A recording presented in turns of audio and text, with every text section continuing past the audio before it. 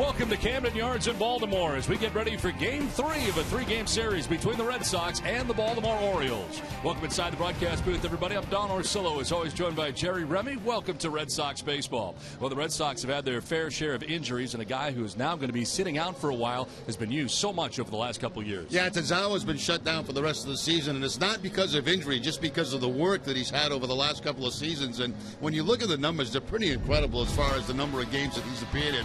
So far this year, 61, and you see the numbers, not quite what they should be for Tazawa. And I think that's a reflection over what he's done over the last couple of seasons, 71 appearances over the last 2 years. And I think that, you know, when you look at the back end of a bullpen, it's so important, the eighth inning guy, and that's exactly what Tazawa is.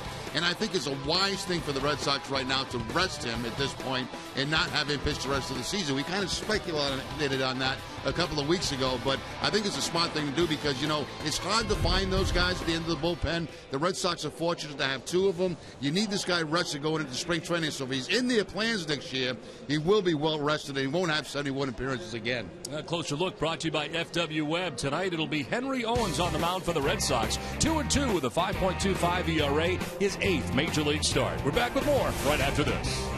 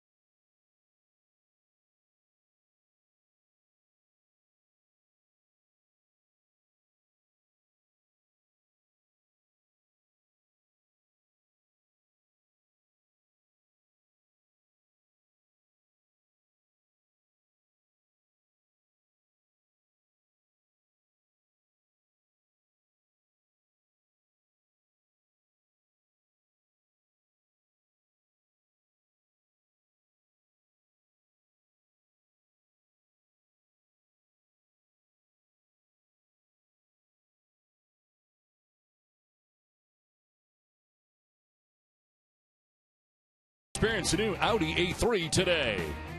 Dunkin' Donuts. America runs on Dunkin'. Toyota's website for deals by Toyota.com. Digital Federal Credit Union. See what DCU can save you. Your local New England Ford dealers. And by Southwest Airlines. Book your low fare now at Southwest.com. Welcome back to Oriole Park at Camden Yards. We get ready for Game 3 of the 3-game series between the Red Sox and the Orioles. Before we get it started, let's send it down to Garen Austin. Thanks, Don. Joe Kelly left last night's game with right shoulder tightness. Interim manager Torey Lovullo had an update on Kelly's status in his pregame meeting with reporters and said that Kelly could be done for the season.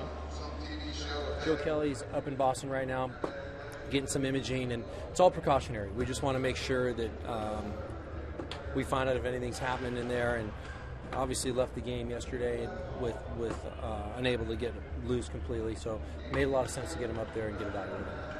At this point moving forward, it's probably not going to be the best thing to run him back out there. We just want to make sure we get the photos, or the imaging. We want to make sure we know what's going on there. And much like Taz, we just want to set this up for 2016 and make sure our guys are healthy and ready for the next season. Now, a lot of injury news, as it turns out, for the Red Sox in the last 24 to 48 hours, as the Orioles have taken the field tonight in preparation for Game 3 of the series. As they have, let's check out the visiting Red Sox starting lineup, brought to you by our Eastern Hyundai dealers. Now, Brock Holt leading it off. He is in right field with Pablo Sandoval at third base, batting second. Dustin Pedroia slides down to the 3 spot at second base with David Ortiz, the DH. Travis Shaw at first base with Rusney Castillo in left field. Blake Swihart does the catching, bats seventh, with Jackie Bradley Jr. in center field, batting eighth. And Devin Marrero gets the start at shortstop tonight, as Bogarts and Betts out of the lineup tonight for Boston. The Orioles starting pitcher, presented by New England Nissan dealers. Mike Wright getting the start. It is his 10th overall appearance, 9th start. Comes in at 2-4 with a 5.45 earned run average, 25 strikeouts to 14 walks, and opponents hitting at 271 against Wright. The Orioles defense is brought to you by DraftKings, and they are the best in the American League at 64 errors on the season. Manny Machado will be at third base. J.J. Hardy, the shortstop. Jonathan Scope at second. Chris Davis, the first baseman. Left to right, Steve Pearce, Adam Jones, and Geraldo Pera. And Caleb Joseph doing the catching for Wright. Well, the umpiring crew tonight, it is Adrian Johnson behind the plate calling the balls and strikes, with Brian Knight at first base. Bill Miller is the crew chief at second base, and Doug Eddings, the umpire, at third. We're available. This telecast can be heard in Spanish by selecting the SAP button on your television remote. Enjoy the game. Buenas noches, amigos. Brock Holt leading it off here in the first inning.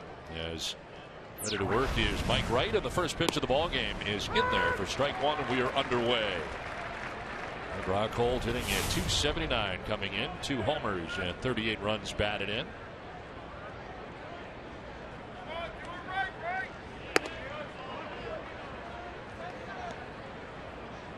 Holt, who of course has moved all over the infield and outfield defensively for the Red Sox, tonight getting the start in right field.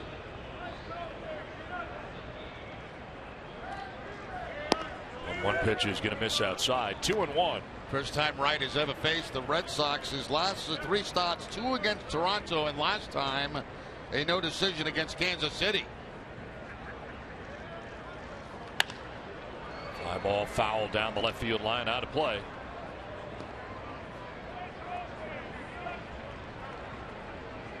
Arsenal for Wright coming in, 70% fastballs, 20% breaking balls, and 10% changeup. It sounds like his fastball is a good one, so that's why he uses it so much. Whoa. Wow, thought he had strike 3, and he did. So did I. I think Brock Holt's surprised is still standing. He's still standing at home plate.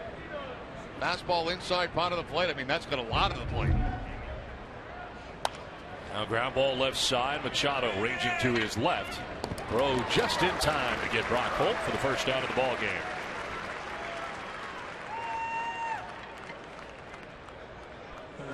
Holt retired. Brings up Pablo Sandoval. 248 with 10 home runs and 47 runs batted in.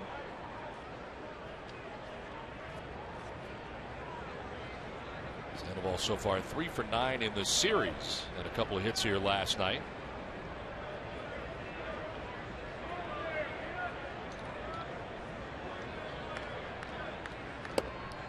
As he takes strike 1.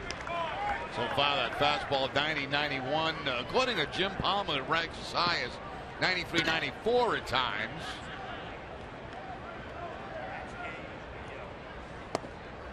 Going by Sandoval at 94. That's some movement on it too. Sinking fastball at 94 miles an hour.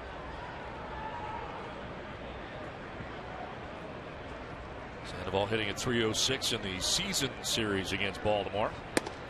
And that one straightens him up and in. Not afraid to come inside with 2 strikes on Sandoval, up and in. Little old-fashioned baseball right there.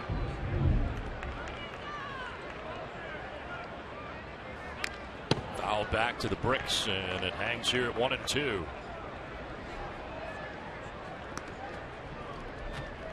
Ball's hit safely in 6 of the last 7 games. He never played at Camden Yards prior to this season.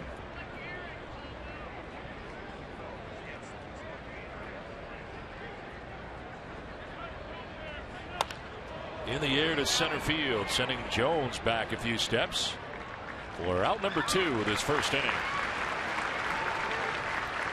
The ball retired, and that'll take us to Dustin Pedroia, batting out of the 3 spot tonight for Boston. Yeah, Don, you mentioned, different lineups tonight. A couple of guys getting the night off. Mookie Betts, Xander Bogaerts. Just give them a rest tonight. They have tomorrow off as a team and get ready for the Toronto Blue Jays over the weekend. 2 down here in the first inning brings up Dustin Pedroia.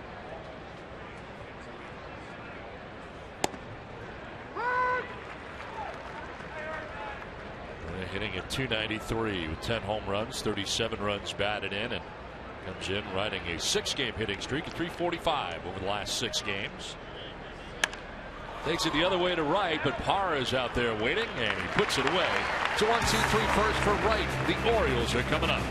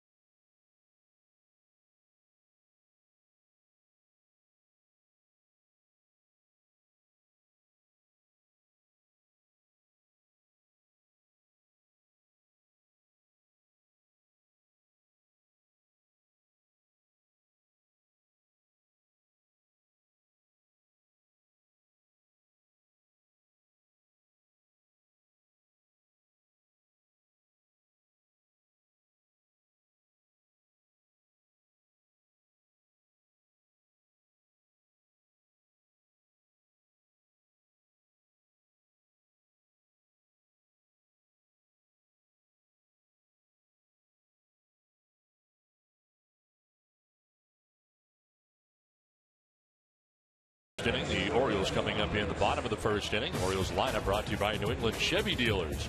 Nolan Reimold leading it off with Manny Machado at third base, Chris Davis at first base, Adam Jones in center field with Jonathan Schoop at second base. Steve Pearce is in left field, Gerardo Parra in right, J.J. Hardy at shortstop with Caleb Joseph doing the catching and batting ninth.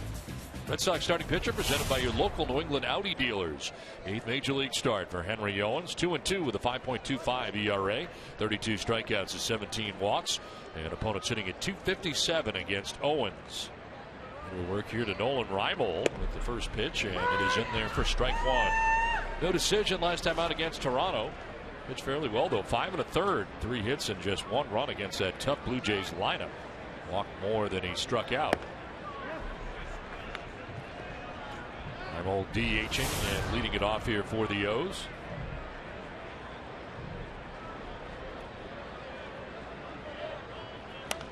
Jammed and a foul ball backing out of play to the right. And this is the first time that Owens has faced the Baltimore Orioles. Getting that trip around the American League and his very first visit to Camden Yards.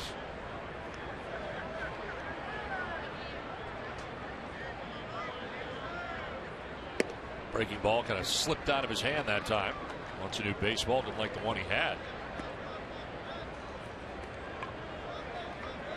Mentioned the 1 earned run last time out for Henry Owens. Surrendered just 1 earned run in 4 of his last 6 starts. And a swing and a miss. Really fooled Reimold there. Strikes him out. The Red Sox defense is brought to you by Southwest Airlines. They're 11th in the league with 86 errors on the season. Pablo Sandoval will be at third base. Devin Marrero, the shortstop. Dustin Pedroia at second. And Travis Shaw, the first baseman. Left to right, Rusney Castillo, Jackie Bradley Jr., and Brock Holt. And Blake Swihart doing the catching for Henry Owens. One down here in the first inning brings up Manny Machado.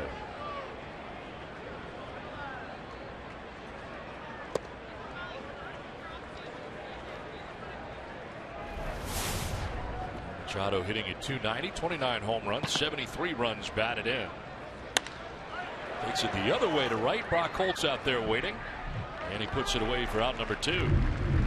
Henry Owens trying to find his glove right before the Red Sox are about to take the field, and he could not find it. He looked at the end of the bench, looked under the bench, and ended up going back to the clubhouse to track down that glove. Very important to have your glove, Jerry, if you're going to start a game. Well, yeah, you see very, very few pitchers go out there without their glove, and it looked like for a while like Owens was going to do that. But he did go into the clubhouse, and he found his backup glove, I guess, so that's what he's using. But somehow, after he came in from the bullpen to the dugout, that glove disappeared. I wonder if somebody pulling a prank on him. There's a fly ball down the left field line. Rusney Castillo towards the seats, and he won't have a play. That would be a very mean thing to do. I was going to say, for a especially young pitcher. Starting pitcher. Exactly. I mean, that's bad. You just don't mess with starting pitchers at all. Is it possible he just lost it somewhere in the dugout? That's quite possible, too. See how different the one that he was warming up with is to the one that he has now. That's his gamer there. That's the gamer. But he couldn't find his gamer in the dugout. So he got his backup.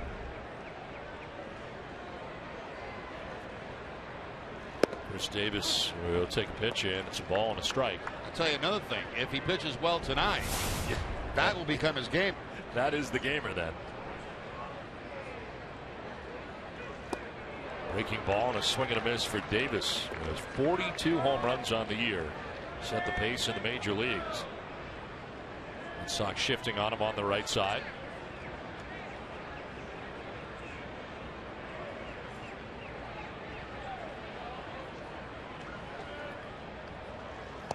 Outside, and it is 2-2.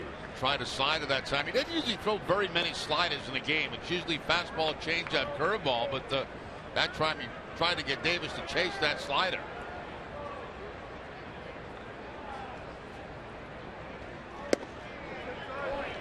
He's it inside on him. The breakdown for Owens, his pitching arsenal.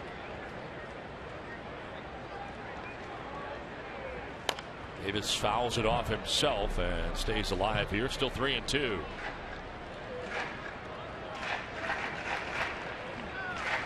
On deck is Adam Jones with 2 down here in the first inning.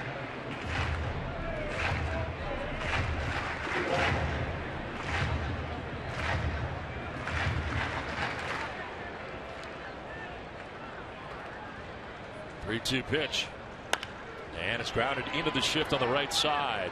From short right, Pedroia gets it there in time to end the inning. Owens has a 1-2-3 first. We're scoreless.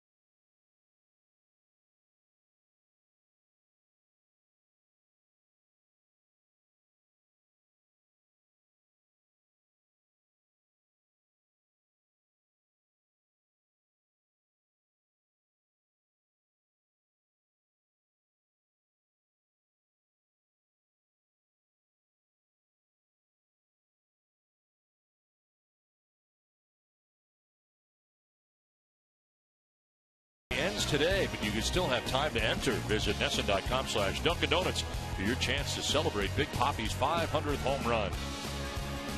Now David leading it off here in the second inning. Ortiz, Shaw, and Castillo bat of the inning as the pitch will miss from Mike Wright, who had a 1-2-3 first inning on 13 pitches. David at 271 with 34 home runs, 96 runs batted in. Oh, big swing and a miss there, 1-1. Yeah, he's got that little tail on the fastball, and some of them it runs away from the left-handed hitter and into a right-handed hitter. This one going away from David Ortiz at 91.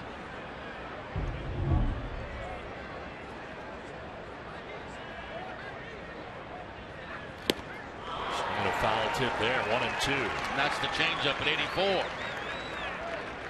So we've seen 3 pitches so far: the fastball, the slider, and the change. And shifting on Ortiz. Up and away, and it's 2-2 now to David. 8 home runs in his last 16 games. Travis Shaw waiting on deck. Then we'll see Rusney Castillo here in the second inning. Ortiz jolts this to center field, sending out Jones back, still going at the wall. It is gone. 5-1 for Big Papi to straightaway center field, puts the Red Sox on top, 1-0. 35th home run of the year for Big Papi. 97 RBIs, 2 now for Ortiz. 3 away from 100 for the season. He gets the fastball, and he gets a fastball right down the middle. He takes it to straightaway center field. Adam Jones going back to the wall, but he just runs out of real estate.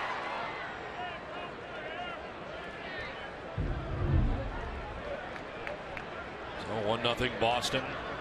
6th career 35 home run season for David Ortiz in a Red Sox uniform, as this one is fouled off to the left. For every home run the Red Sox hit the rest of the season, Alltown will donate $500 to Boston Children's Hospital. Alltown is New England's premier healthier convenience retailer. And they got the shift on Shore, and he just tried to push a ball down that shortstop side. And Machado charging in.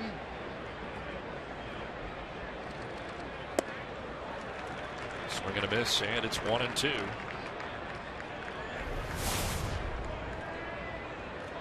69, 11 home runs, 25 runs batted in. And Shaw strikes out. He knew it and takes with him the first strikeout for Mike Wright of the night. Yeah, pretty good pitch right there. Fastball outside part of the plate on the corner to pick up his first strikeout. And Caleb Joseph set up outside. That's exactly where the pitch goes, and Shaw just caught looking at it. 1 out, base is empty, and it brings up Rusney Castillo.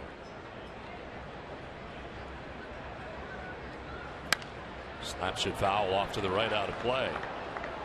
Jerry, some fans will watch the open of both shows some nights when you're watching Red Sox and the Orioles. Yeah. There was one jacket used in both opens tonight. In the Boston Open on Nesson, the Orioles Open on Masson, because Gary Thorne, who is the voice of the Orioles, forgot his jacket. That's very unique. You know, you don't see that very often. Matter of fact, that's the first time I've seen that. Yes. Gary forgot his jacket in his car, and he, minutes before the Open, ran in here and took your coat and put it on. So now Gary Thorne is brought to you by Joseph Abboud. As this is on the ground right side. Scope collects in short right field. Makes a very nice play. And is able to retire Castillo. Pretty good range shown by Jonathan Scope there at second base. Looked like a base hit when it left the bat of Castillo, but Scope ranges to his left to make the play.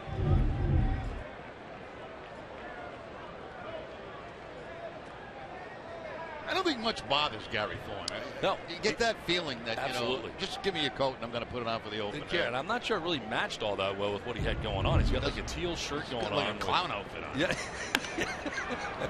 The left field, Steve Pearce coming in, falling fast, but Pearce will get there, running towards the line to end the inning. David Ortiz with a home run has put the Red Sox on top 1-0.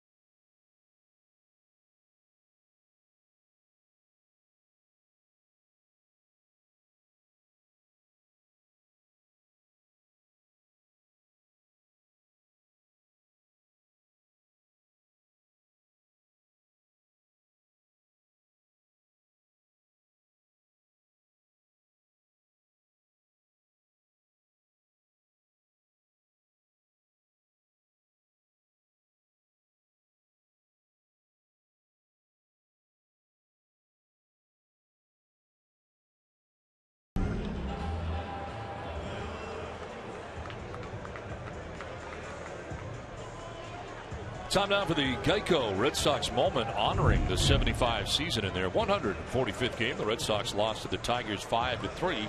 Fernando Arroyo threw a complete game and got the win for Detroit. Willoughby, is that Jim Willoughby, Jerry? Yes, it is. 4-2 on the season at that point. 1-0 Red Sox have the lead thanks to the home run by David Ortiz. Adam Jones, Jonathan Schoop, and Steve Pearce to bat in the second inning. Jones showing bunt, ran up there, but didn't appear to offer. 274. Yeah, didn't really get a good pitch to bunt right there. That fastball up and away. Looks like he wanted to drop it down third base on Sandoval.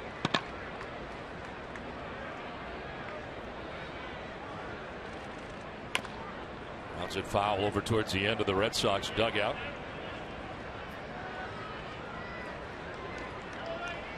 Jones now. Schoop made a nice defensive play last inning, waiting on deck. 5-game hitting streak for Jones coming in at 318.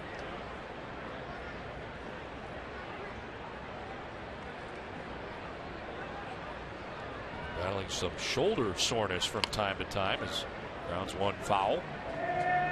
One thing I respect about Adam Jones, I love the way he plays the game of baseball. Plays hard all the time, runs every ball out. You know, just the ultimate professional.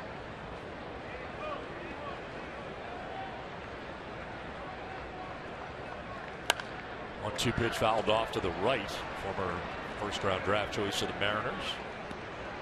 Well, the Red Sox family 4-packs are back, and this special package fans will get 4 tickets, 4 hot dogs, and 4 sodas for $75. This great deal is even available for Fred Liv bobblehead night on September the 22nd. Tickets are available at redsox.com/family 4-packs. Adam Jones leading it off.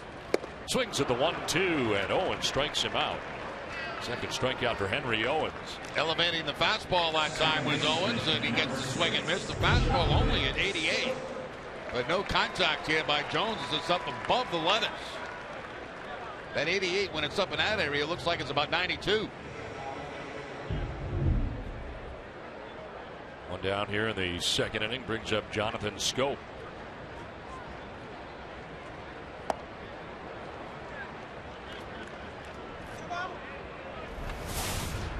.289, 14 homers and 37 runs batted in.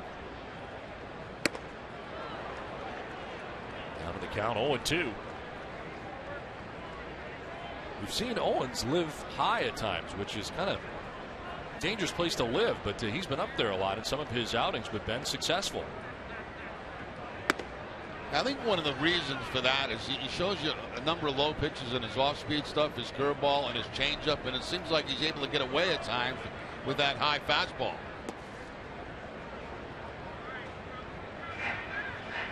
Balls 2 strikes here to Schoop. He's in at 2-2 with a 5.25 earned run average. Who struck out Adam Jones. A pitch that was up. Now the breaking ball is grounded by the mound to Pedroia at second base. For the second out here, the second inning. So 5 in a row retired by Owens to start his outing, and bring up Steve Pearce. Pearce batting out of the 9 spot first couple nights of this series. Now batting 6th in the order. It's a .222 average, 11 home runs, 30 runs batted in.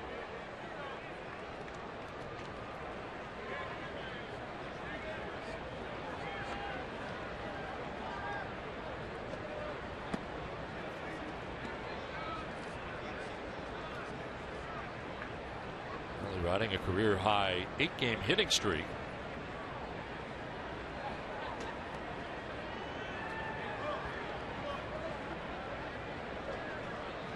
.1-0 pitch, and that's going to miss low. 2-0.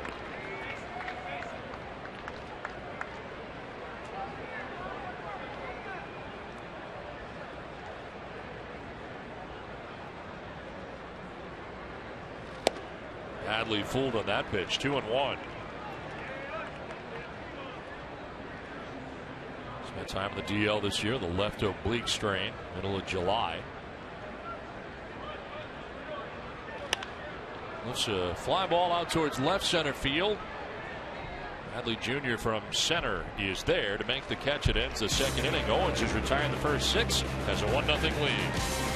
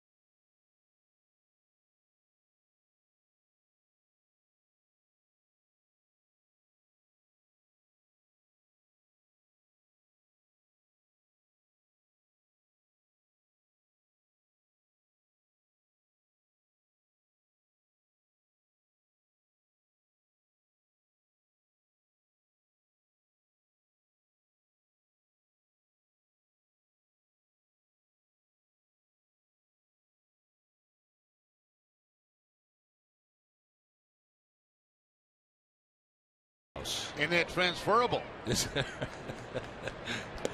Both on the Red Sox broadcast and the Orioles broadcast tonight. As Jackie Bradley Jr. leads it off here in the 3rd inning. What if we get a split screen of the jacket worn by both gentlemen in the open? That's possible. I'm sure they can make that happen. Make that happen? Do we have the way to do that? 1-1 pitch. And Bradley will take it for a ball, 2-1. There it is. My jacket, which is mine. Gary didn't have his jacket, so he wore mine, and they're open. Look at his tie. It does not go. I mean, what would go with that? I don't know, but not that. Something pink. Something pink, maybe. He forgot his in his car, so he needed mine. I'd like to see his jacket. I'd like to see what his real jacket looked like. What was going to go with that? Going on with that stuff. Joseph Boone's going to be so happy. He really is. Man, who gave that guy that shirt and tie to go with that jacket? Not going to be happy about the combination, but he'll be happy about the jacket.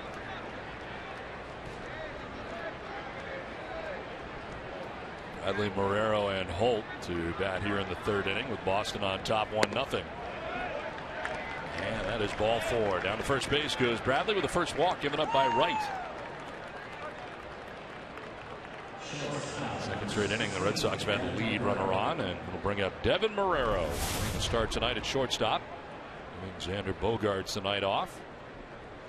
So the Red Sox with the scheduled off day tomorrow. Guys getting a chance to get a couple of days off in a row. 5 for 15 so far is Marrero.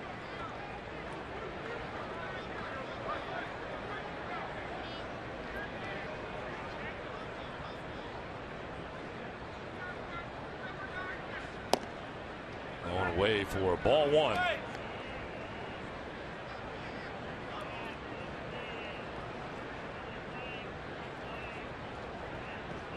It's down to Brian Butterfield. See if anything's on here with Bradley at first base and nobody out in the top half of the 3rd inning.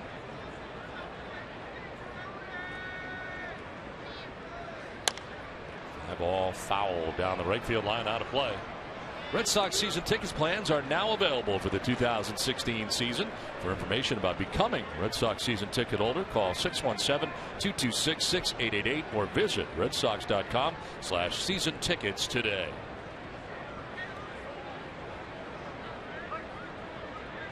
Walking lead at first base for Bradley, held on by Chris Davis. Going over is right, but back to the bag is Bradley.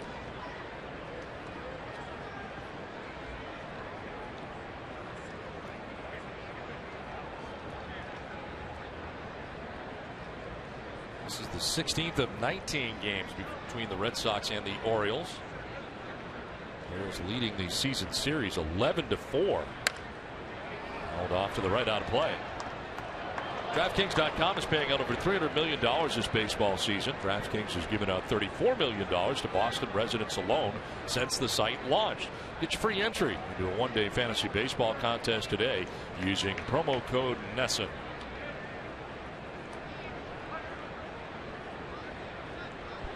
On nobody out. And Guerrero down on the count, 1-2.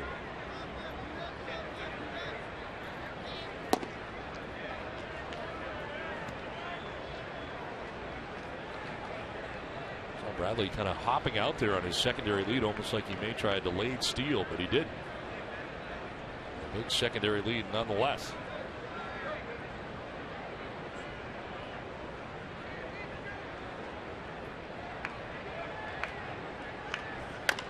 Little grounder back towards the mound. Wright will go to first base for the out as Bradley takes second base with one down. Yeah, Don, you were talking about the delay steal, and it's a play you don't see very much, but a play I like very much. And you know, when the best time to use that is when there are two outs in an inning because the middle infield is dropped back deeper. And what you're trying to do is not only fool the catcher, but fool your middle infield. So when they look at the plate, you know, they don't see you break right away. Obviously, they don't take a second look at you. And that's what you're trying to fool. So a lot of times that play works when there's two outs in the inning and the infield is back deep. And it seems like it works better for guys who you do not expect to run at all. You're exactly right, because you're always expecting a guy with speed to run, right? I mean, you're expecting that. But the guys that don't steal bases, it can become a very effective weapon when done correctly. And it's not a tough thing to learn. So over the years, Brian Daubach try it. We also saw Jason Varitek try it. I like it. I mean, I like it a lot.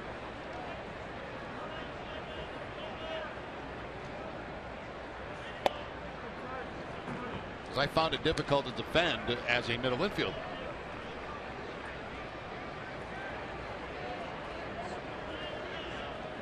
He's in scoring position 405 since July the 22nd for Brock Holt. He's got Bradley at second base with one down here in the third inning.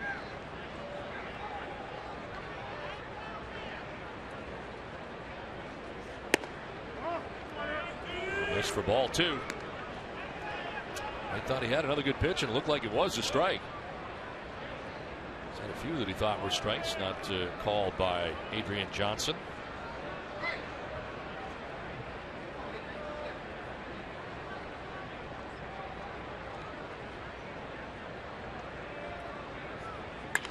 On the ground up the middle into center field, a base hit. Bradley being waved around. No throw from Adam Jones, plateward, and the Red Sox take a 2-0 lead. RBI single for Brock Holt. Boston on top by 2. Holt does a good job staying on that changeup. It's going to be an off-speed pitch right here. It's a little bit away from him, but he stays back and drives it right back up the middle. Maybe a little bit too high for Wright for that changeup. Bradley Jr. scores with no problem.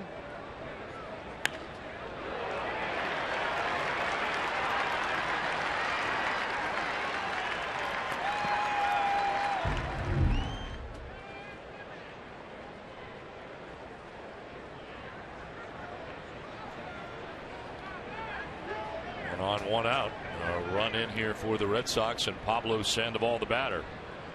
Orioles defensively a double play depth. Sandoval sends it out to left field. Pierce coming in to make the catch on the liner. And back to first goes Holt with now 2 down in the inning. So Sandoval 0 for 2 in the ball game so far, and brings up Dustin Pedroia. He's hit safely in the last 6 games and has scored a run in each of the last 4 games. Flight out to right field, first time up to Gerardo Parra. Davis still holding on. Brock Holt at first base. Strike one.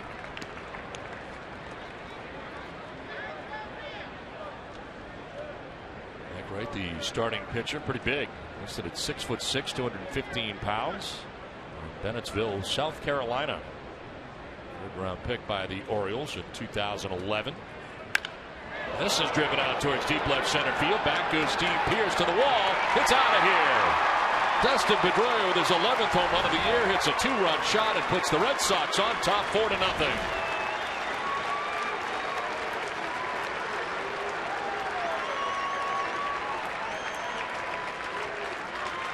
Al Pedroia gets a hanging slider right there for number 11 on the season. He's powered up since coming back into the lineup. Oh, that's a good pitch to hit right there. Breaking ball that stays on the inside part of the plate. We know Pedroia likes the ball in, but those are special right there.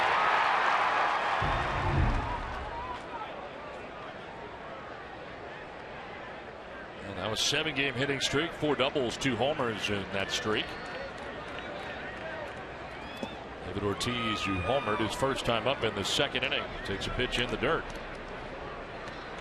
Ortiz talking about a laser show right now he just put on. Yeah, it's the 8th home run that Wright's allowed, and this being his 10th appearance of the season.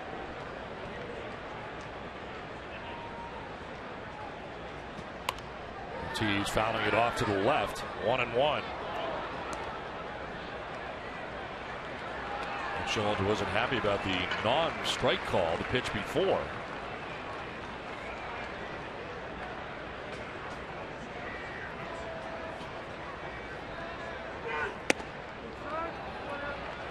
But called the ball. 2-1 now to Big Poppy. The home run for David is 501st home run.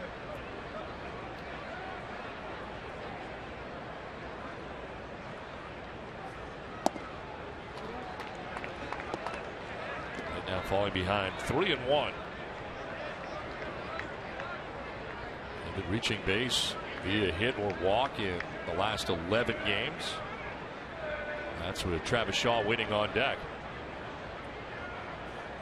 Line right back where it came from and up over the 6'6" pitcher's head into center field. Watch your head. Wow. Line shot right at the head of Wright. That's twice David's gone up the middle, once for a home run to center field, and now a line drive. Ooh, look, that was very close. Fortunately, he ducked and got out of the way in time. Dave Wallace, a pitching coach, headed out to talk to Wright. Red Sox pitching coach Dave Wallace. Not a bad idea, right? Have a little conversation, because that'll shake you up a little bit. They do have action in the pen right now. They have a right-hander up, Jorge Rondon.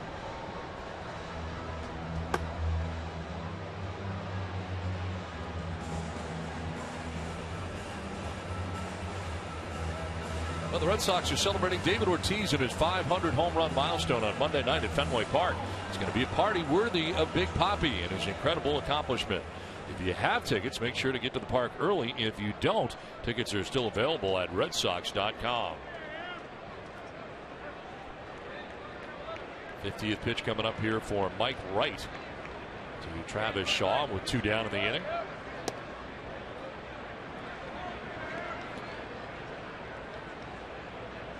Shaw struck out looking in the 2nd inning, the only strikeout so far for Wright.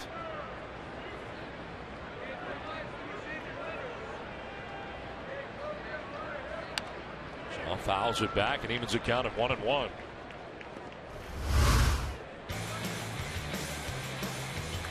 Now number 500 for David Ortiz came down in Tampa on that breaking ball down and in from Moore. Don mentioned will be celebrating that Monday at Fenway. Sky high in the infield. Machado, third baseman underneath. will put it away to end the inning, but the Red Sox scored 3 times. Pedroia with a 2-run home run. It's 4-0 Boston.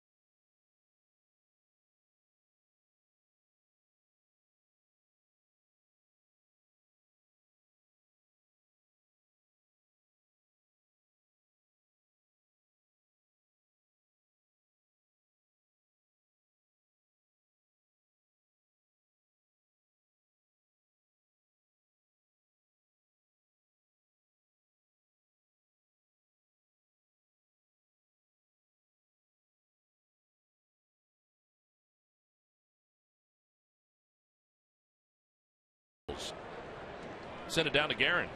Thanks, Don. I talked to Henry Owens, who said the biggest difference at this level is that if he's going to miss, he needs to miss down in the strike zone.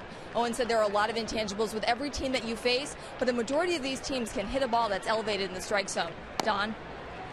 As we were talking a little bit about earlier, Jerry, the fact that some of those have been up for him, but it has worked so far. He's been fairly fortunate. Yeah, and I think a lot of them have been up by design. You know, they usually follow something off speed that's down in the zone, and of course you start thinking down there as a hitter, and you have a tendency to chase high fastballs.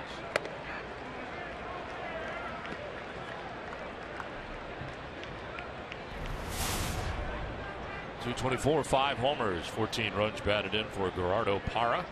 Bottom third of the Orioles order here in the 3rd inning. And this one right back where he came from and into center field. Behind Owens, as it turned out. And the first base runner of the night for Baltimore.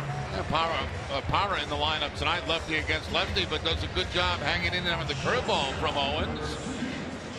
Got a couple of shots up the middle, and one over the head of right by David Ortiz, and now a ball that's lower to the ground, obviously, and gets by Owens. Just getting the feet out of the way. So lead runner on here for Baltimore in the 3rd inning brings up J.J. Hardy.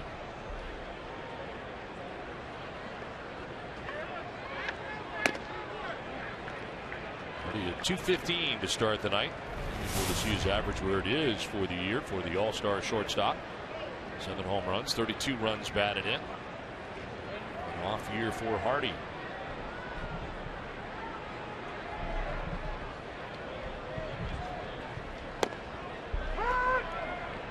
On a strike now to Hardy. Spent time on the DL. Left groin strain.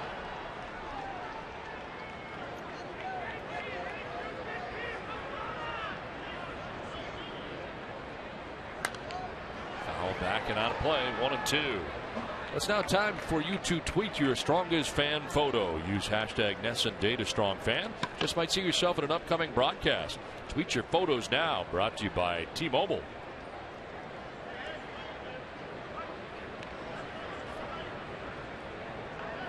Single by Parr to begin the inning here for the O's.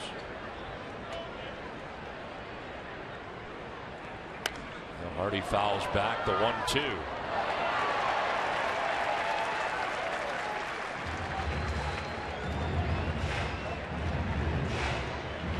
lot of power usually for Hardy as well. There's Caleb Joseph on deck. Hardy since 2011, third among Major League shortstops with 93 home runs. Fifth in RBIs with 308. So far only 7 home runs this year. Evens up at 2-2.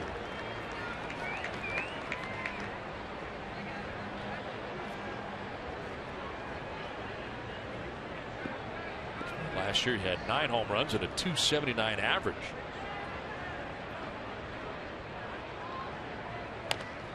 Fly ball down the left field line will make its way into the seats. Marrero and Sandoval giving chase, but well back into the crowd.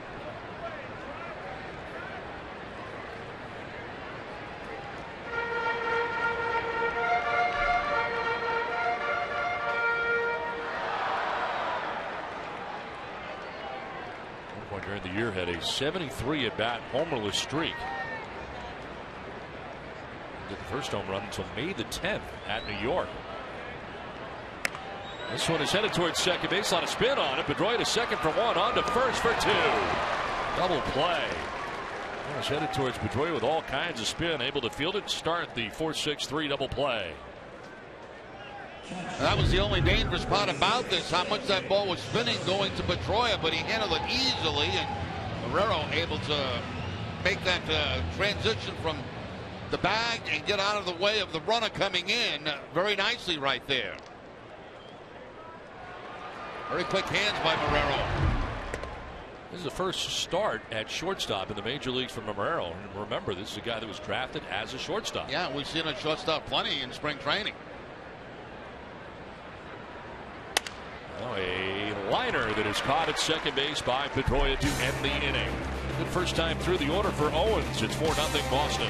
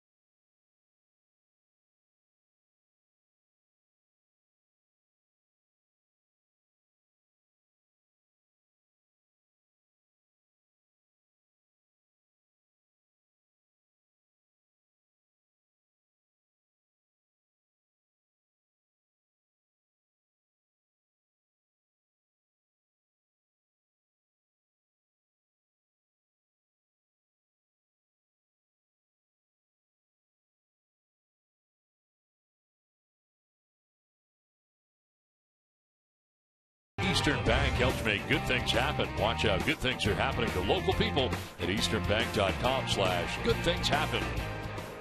4-0 for the Red Sox tonight. Out hitting the Orioles 4-1. Here's Nate Castillo leading it off here in the top of the 4th inning. Castillo, Swihart, and Bradley Jr.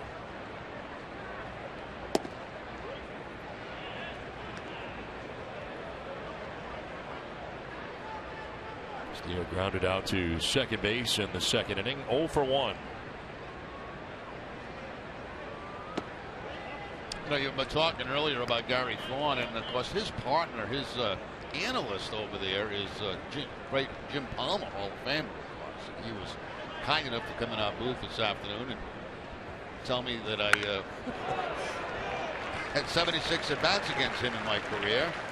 The steal and a single to center. Which is a pretty good sample size. Yes, very good sample size. And he also told me that I had 12 hits against him, which surprised me, because I honestly thought that I had, like, less than that. Really? And I was stunned when he said you had 12 hits. It really, that comes out to about, what, 170 batting average? He said 160 because he told you what it was. 160? Yeah, I think so. Yeah, so that's better than I thought it was. Yeah. I can only remember ever getting one hit against him. But when he said 12, I got all excited. Yeah, because he said now you're 12%. 160. Yeah. He had it all figured out. I mean, he knows what everybody hit against him. Well, he said yesterday he was going to find out. He did. Never gave up a grand slam in his career. Jim Palmer, Hall of Fame career.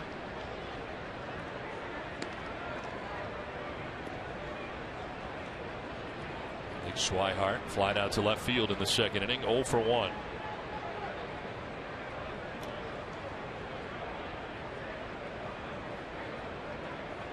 I know this was not a place you like to come, not here, but Memorial Stadium. Memorial Stadium. It was the team you were facing. It was the pitching you were facing. I mean, some guys loved it, like Jim Rice. I mean, Stemsky, they hit very well against the Orioles, but terrible. Him, Flanagan, Gregor. Awful. It's just terrible. It was a hard, like, 0 for 15 in a 3-game series. Real hard 0 for 15. 2-1 pitch. And a fly ball headed out towards right center field, sending Jones back towards the warning track, and he can't get it. Out of his reach, off the wall on a hop as Rusney Castillo will stop at third. It is a double for Blake Swihart. And a ball out of the reach of Adam Jones out there at deep right center. Well, that ball hit very well by Swihart, and the problem with Castillo is he got to second base, and he didn't know if the ball was going to be caught or not, so he had to hang around there. And once the ball did drop in eventually, then he could only make it at third base. Looks like it's going to be a short night for Wright as Buck Showalter out to the mound and get the baseball. Runners at second and third, nobody out. That is the night for Wright. The pitching change from Camden Yards in Baltimore.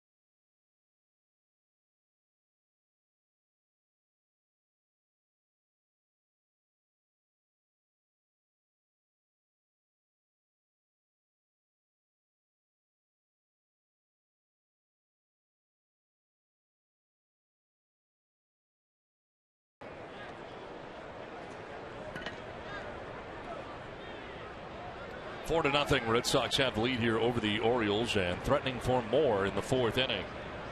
As Jackie Bradley Jr. stands in, the infield in all the way around. The base running play I was talking about. Castillo sees the long fly ball and he's kind of playing it halfway right here. He gets to second base, so right around second base, and he realizes it's got to drop in, but then they have to hold him at third. because they get that ball in very quickly. So second and third with nobody out. Bradley down to the count 0-2. This call to the bullpen brought to you by Kia. Jorge Rondon into the game. In the fourth inning with nobody out. The Pirates 0-1 with a 2.61 ERA. 4 strikeouts, 2 walks, and opponents hitting at .231 against Rondon.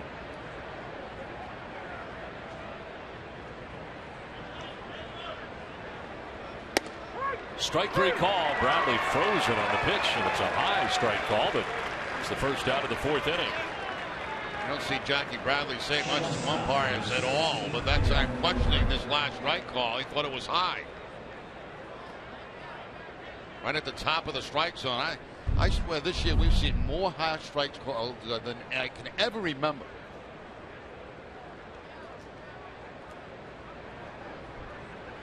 Which I think is a good thing. I mean, call a strike zone. Second and third, 1 out. Devin Marrero, the batter. And a liner into right field for a base hit. From third comes Castillo, and the Red Sox take a 5-0 lead. That run is charged with the starter Mike Wright as the Red Sox go on top 5-0. That's nice for Marrero, you know, to get a chance to get in and play a ball game and play a little defense, get a hit, get a knock or two, and that's exactly what he does here. He takes that breaking ball, a slider, not a good one, a little bit flat, and just shoots it to the opposite field to drive in a run, and also gets Swihart to third base.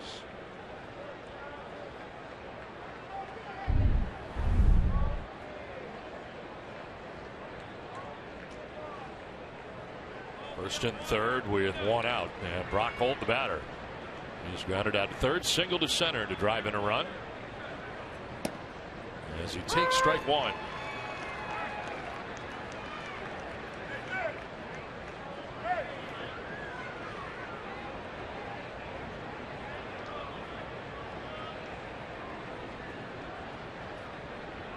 Parted starter Mike Wright still responsible for Swihart at third base. And a line drive to center field, and that's in for a base hit. From third comes Swihart, and the Red Sox take a 6-0 lead.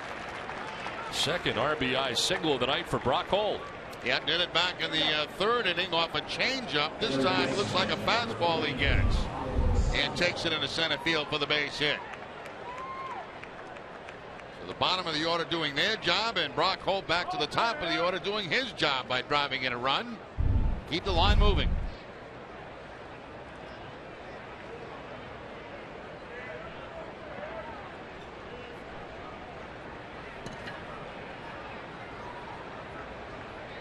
Two on, 1 away here in the inning, and it brings up Pablo Sandoval.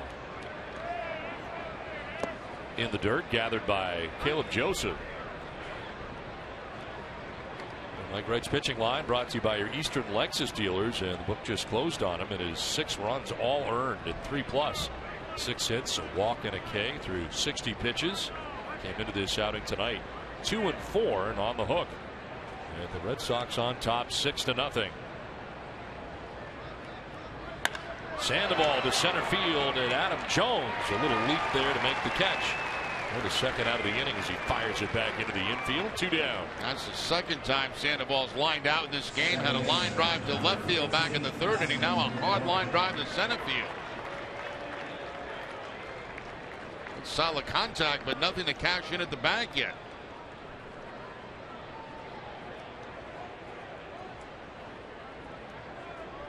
Here's Dustin Pedroia, who has flied out to right and hit a 2-run home run his last time up. 11th home run, RBIs 38, 39 of the year.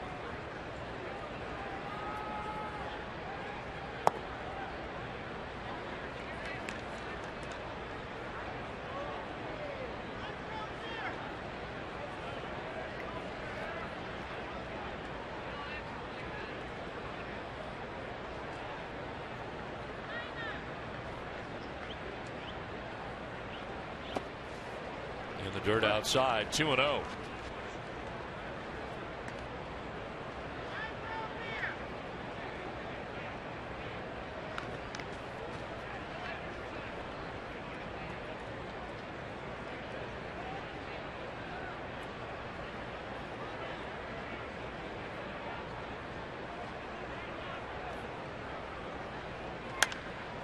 Pedroia skies one down the right field line, headed towards the seats. Davis going as far as he can, but no play.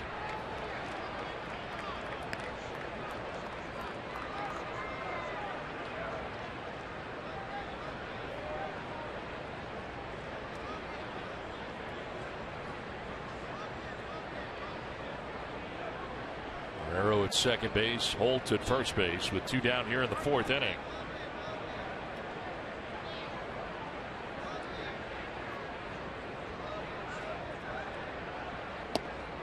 Outside for ball 3.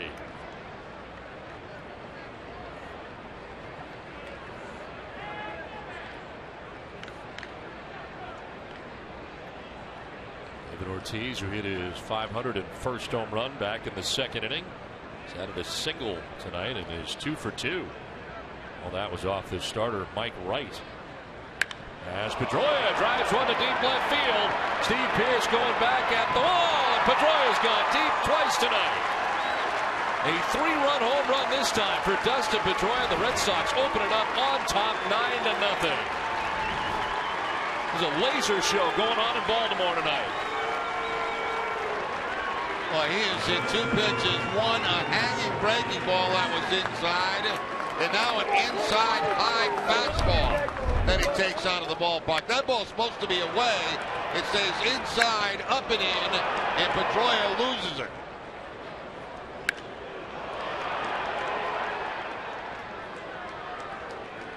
Trying to climb that wall with Steve Pearce, but no chance to get that one. Ortiz fouling it off. Pedroia's had 1 3-home run game in his career. Of course, it was in Colorado at Coors Field. 2 home runs tonight for Pedroia, who now has 12 on the year.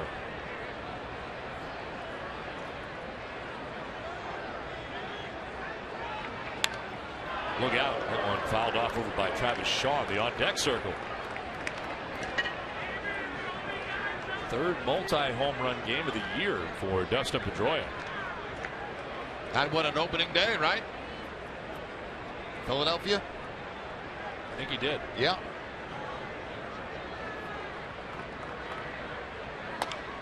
This one dribbled down the first baseline. It's a fair ball. Davis will pick it up and tag the bag to end the inning. What an inning for the Red Sox, though. They score 5 times and take a 9-0 lead. How about 2 home runs tonight for Dustin Pedroia?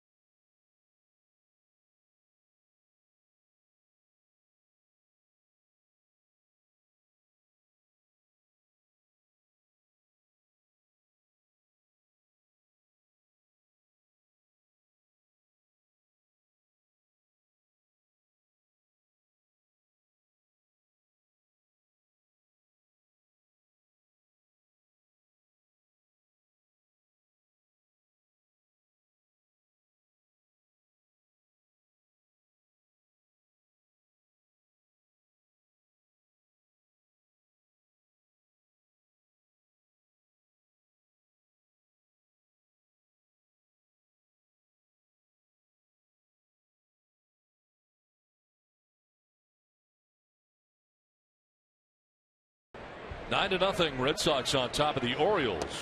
Nice pad lead here now for Henry Owens. Long way while the Red Sox were scoring 5 times in the top half of this inning. Top of the Orioles order. Nolan Reimold leading it off.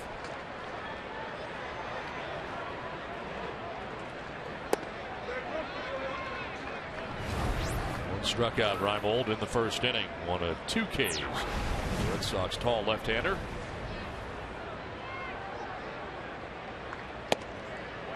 There's a strike. 2-1.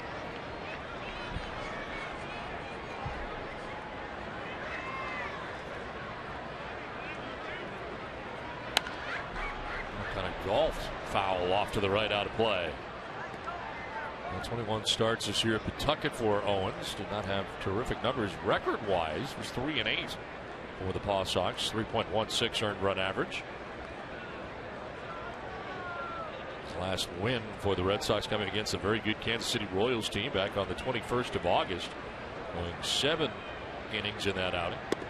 Pitch up and away.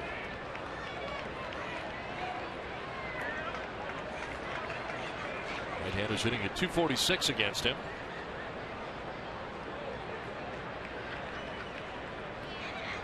Reimold grounds one up the middle, and Marrero diving, can't get it. It's out to left center field, and a leadoff base hit for Reimold.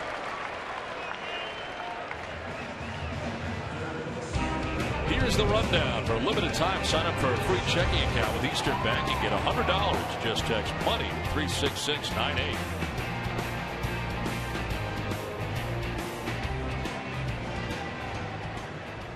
Lead runner on here for the Orioles in the 4th inning. It's the 2nd straight inning they've had the lead runner on. And it brings up Manny Machado.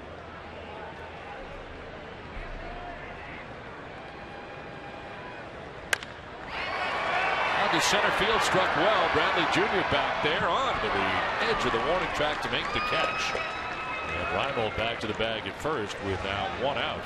A good solid contact there by Machado. Gets 29 home runs on the season. Making a bid for number 30 there, but falling short as Bradley Jr. is able to track it down.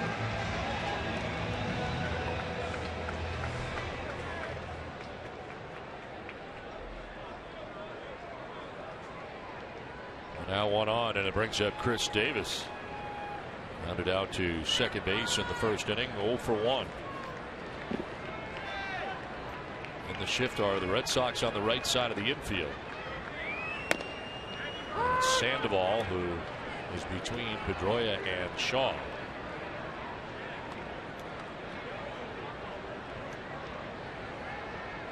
And Marrero on the left side of the infield for Boston.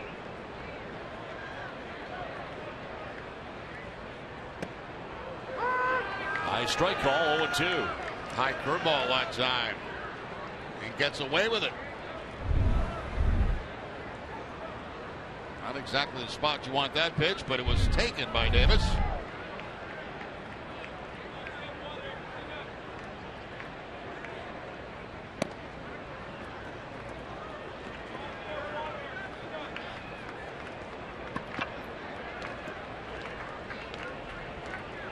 Jones waiting on deck. 1 out here in the 4th inning with Reimold at first base. Red Sox on top 9-0. And a swing and a miss. Able to get Davis. 3rd strikeout for Henry Owens. 2 down. Looks like he comes back with a changeup here to the outside part of the plate to pick up the strikeout against Davis. So he goes high fastball. Did not swing at it. Changeup away for the strikeout. Eco Insurance, great service, great coverage, and a great price for auto, home, or life insurance. 2 down, Reimold at first base, and Adam Jones, the batter, struck out swinging in the 2nd inning. 0 for 1.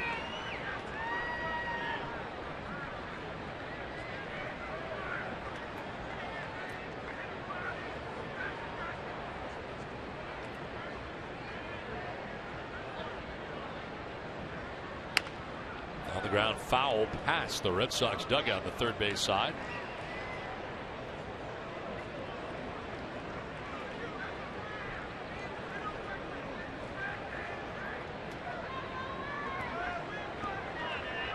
Old single to begin the inning. Machado flying out to center field. Chris Davis struck out.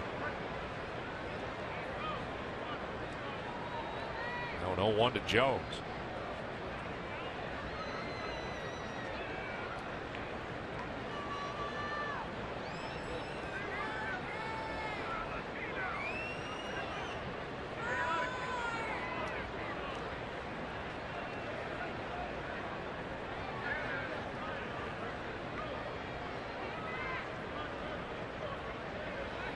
swing and a miss, and it's 0-2.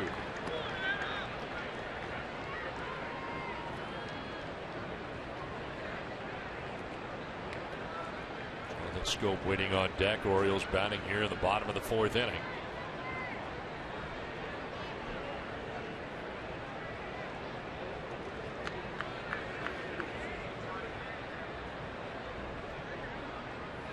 On the ground right side, Pedroia will field and throw. Jones and the Orioles are retired in the 4th inning. Red Sox lead it 9-0.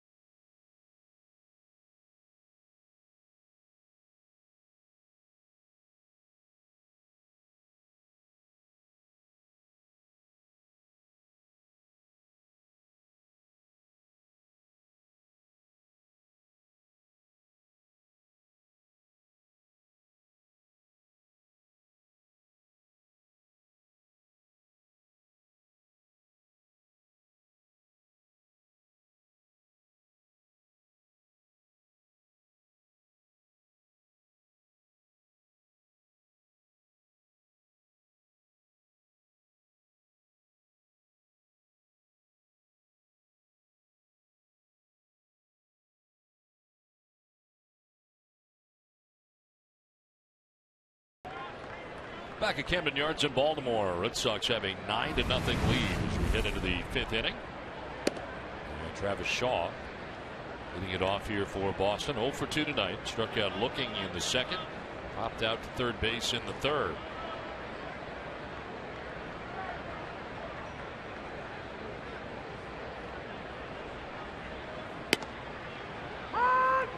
Tonight's Cold Hard Facts are brought to you by Clean Crisp Coors Light. The last 100 years.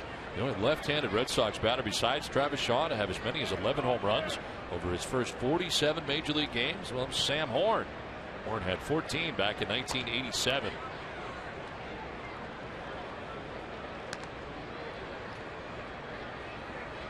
More action for Baltimore in the pen. Jason Garcia, a right-hander. Like right start of the game, Jorge Rondon has been in since last inning. 2 balls, 2 strikes here to Shaw.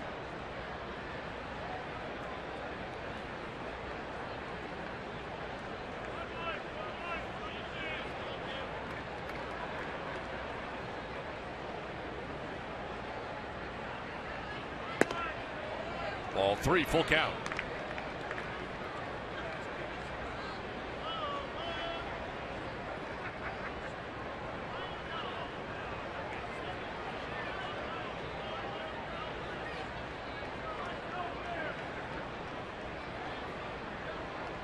Castillo, Blake Swihart to follow.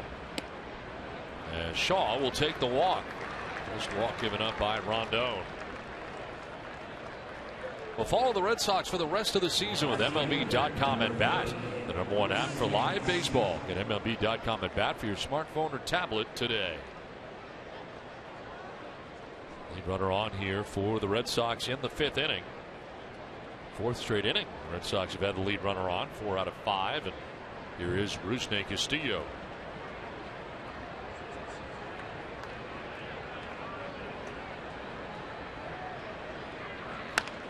Takes it the other way to right field. Parra coming in, and he'll make the catch. Oh, maybe not. Dropped it. Did not have it. And he will throw to second base for a force out there of Shaw.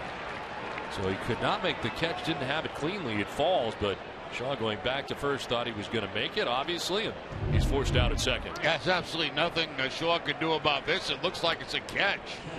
And then all of a sudden right there, the ball just pops right out on him before the transfer to the hand. But he has plenty of time because Shaw's going back to first base to get the force out at second. Nothing Travis Shaw can do about that.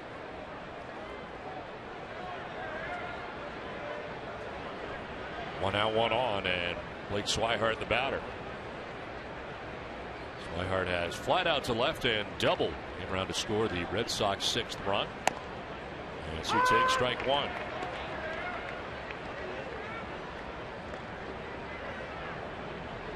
Looking back on Blake Swihart's season, how would you really rate it? I mean, he's here a year really before he was supposed to be. Well, that's a good point. You know, and I think offensively, it's right on target where I think the Red Sox thought it might be. As this ball gets away right here, and Castillo moves in a scoring position. But I think, you know, defensively it's a little bit better than maybe they expected, but there's still some things to work on. The blocking balls in the dirt, I think, is one thing that's going to be very important in his offseason preparation for next year.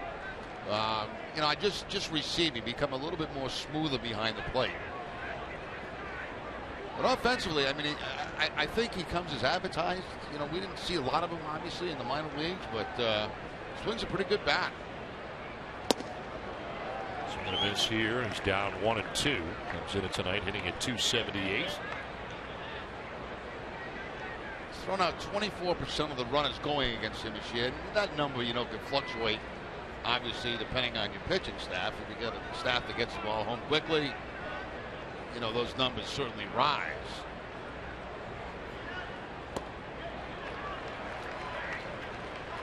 He's not in the category of Christian Vasquez as far as defensive abilities, but I don't think there are many in baseball that are in that category. I mean, he's pretty special defensively. It'll be interesting to see what the Red Sox do in the offseason. You got a healthy Christian Vasquez coming back next year. Yeah, he's going to go play winter ball, but he's not going to catch. He's just going to hit. And I think, you know, continue his throwing program that he's already begun, and should be ready for spring training. So.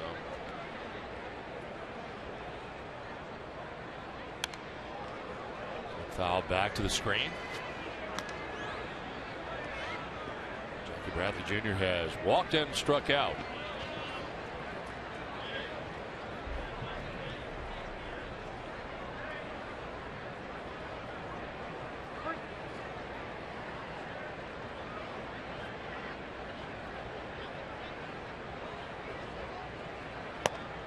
Down 0-2.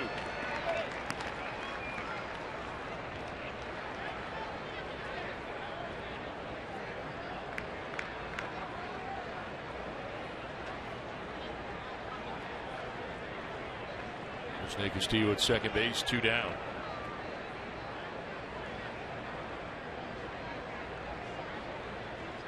'30th pitch of relief for Rondon, and he misses.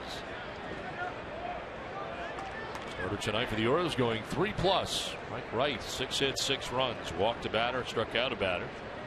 Showalter going with Rondon after that, who gives up 3 runs of his own, including the 3-run home run by Pedroia, his second home run of the night.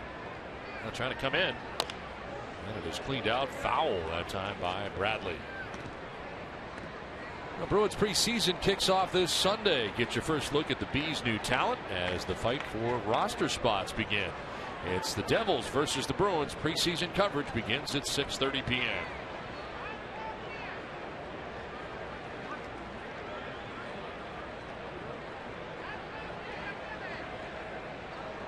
One-two pitch. 2-2.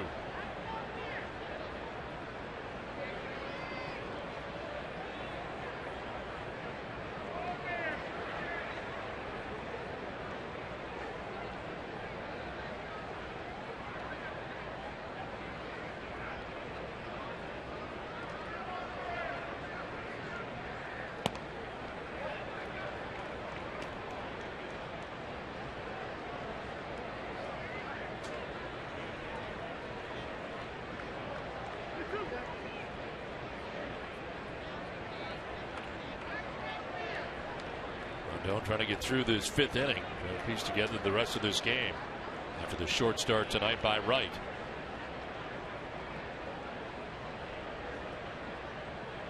And a swing and a miss. Bradley striking out for the 2nd time tonight. Red Sox lead Castillo at 2nd, but lead it 9-0.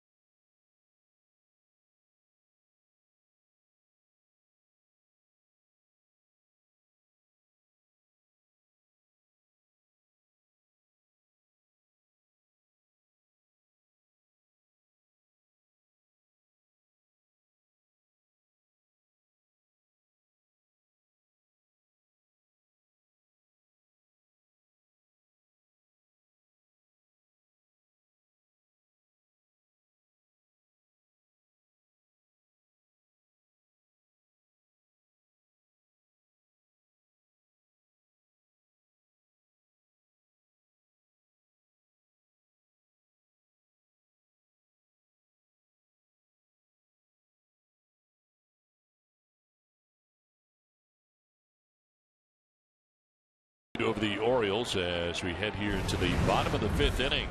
Jonathan Scope to lead it off here against Henry Owens. Owens been very good so far tonight. He's given up only 2 hits through the first 4 innings, has 3 strikeouts.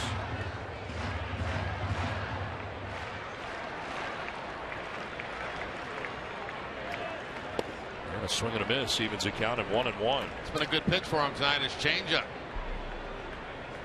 Mixing his pitches very well. Fastball, breaking ball, changeup.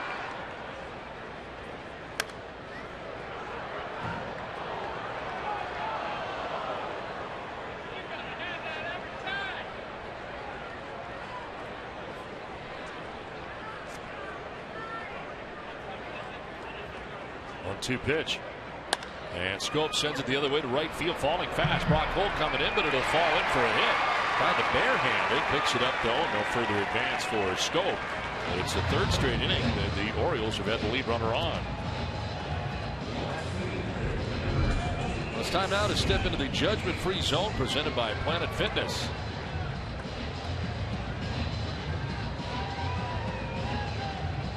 Looking for his glove was Henry Owens before the game. Had to go back into the clubhouse to get another one.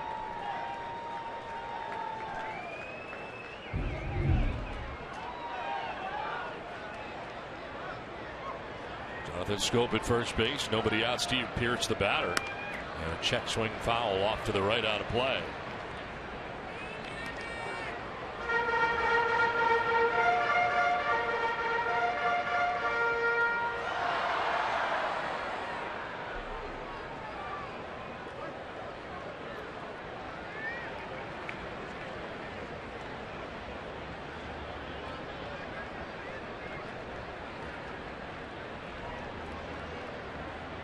'60th pitch of the night coming up here for Owens. And it's fought off foul and off the thumbs. Foul back and out of play. That off-speed stuff that he's been throwing tonight is making this fastball look a little bit quicker than what it actually is. I mean, he's throwing it about 88. He's seen a lot of late swings on it.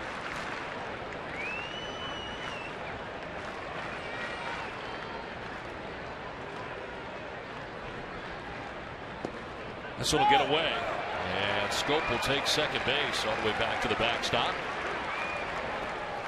That's a little bit what I was talking about with Swihart. That's certainly a catchable pitch right here. It's a curveball, and you'll see that I don't even think it bounces. And it just deflects off the end of his glove right there and goes back to the backstop. It's really a pitch that should be caught.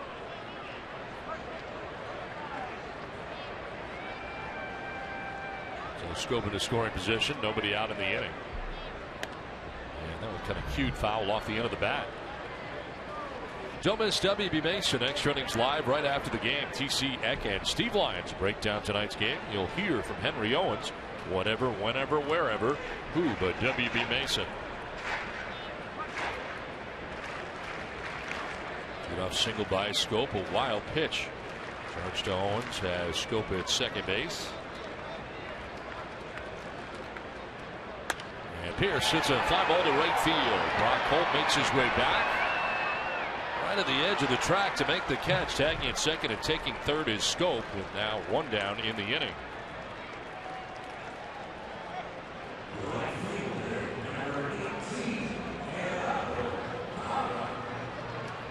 Comes Gerardo Parra, who singled to center field in the third inning. That is one of 3 Baltimore hits in the game off Owens. Parra has started 2 of the 3 games of this series.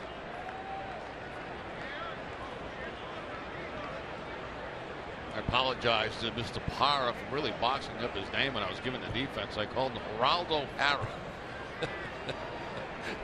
That was close.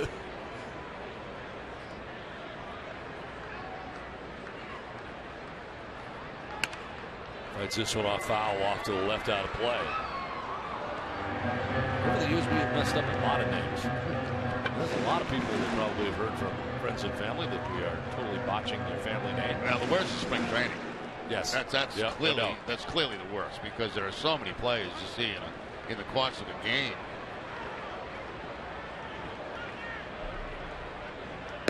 One pitch is high. Adini Echeverria by far is the toughest one we've had over the years, though, I think. Echeverria. Yeah, when he was with the Blue Jays, we really just couldn't do it. It just became a mental thing. There are certain people I just can't do. I mean, like Parra's been bothering me since we got to Baltimore. And you get this thing, like, I mean, you can say it 9 out of 10 times, but when you got to do it live on TV, you mess it up. Right. You really need to say it. Geraldo Parra. I mean, he's not Geraldo Parra. He's Geraldo Parra.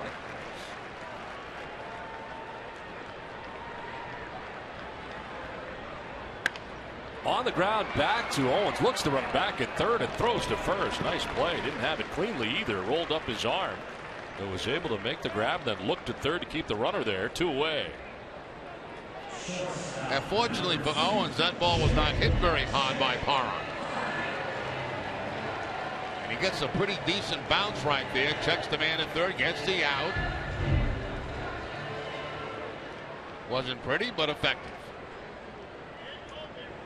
So 2 down, Schoop at third base, and brings up J.J. Hardy.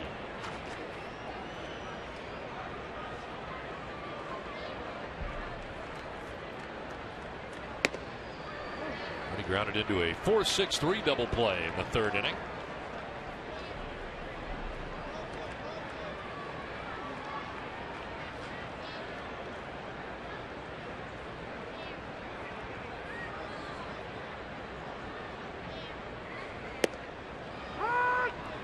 In there for a strike, 1-1.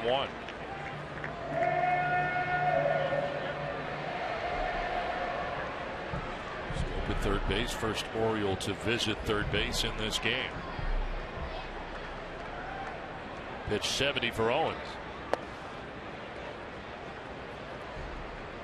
And this season for Owens, his pitch arsenal, 66% fastballs. So how close it is to tonight. A lot of changeups tonight. Yes, more than usual.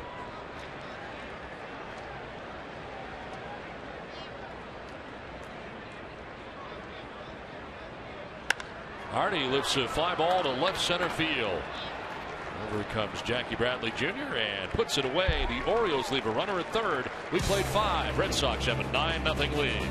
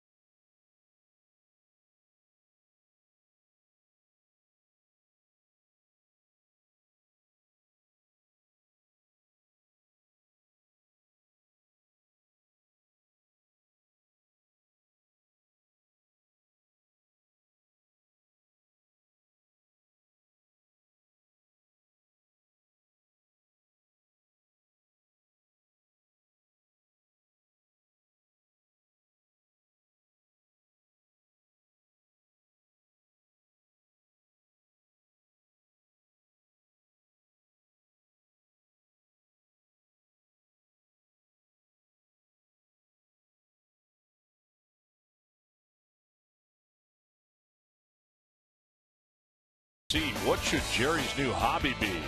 Text 1 for bird watching. Text 2 for crossword puzzles. Text 3 for join a band. Text Sox 4 for taxidermy. What is that? I don't know.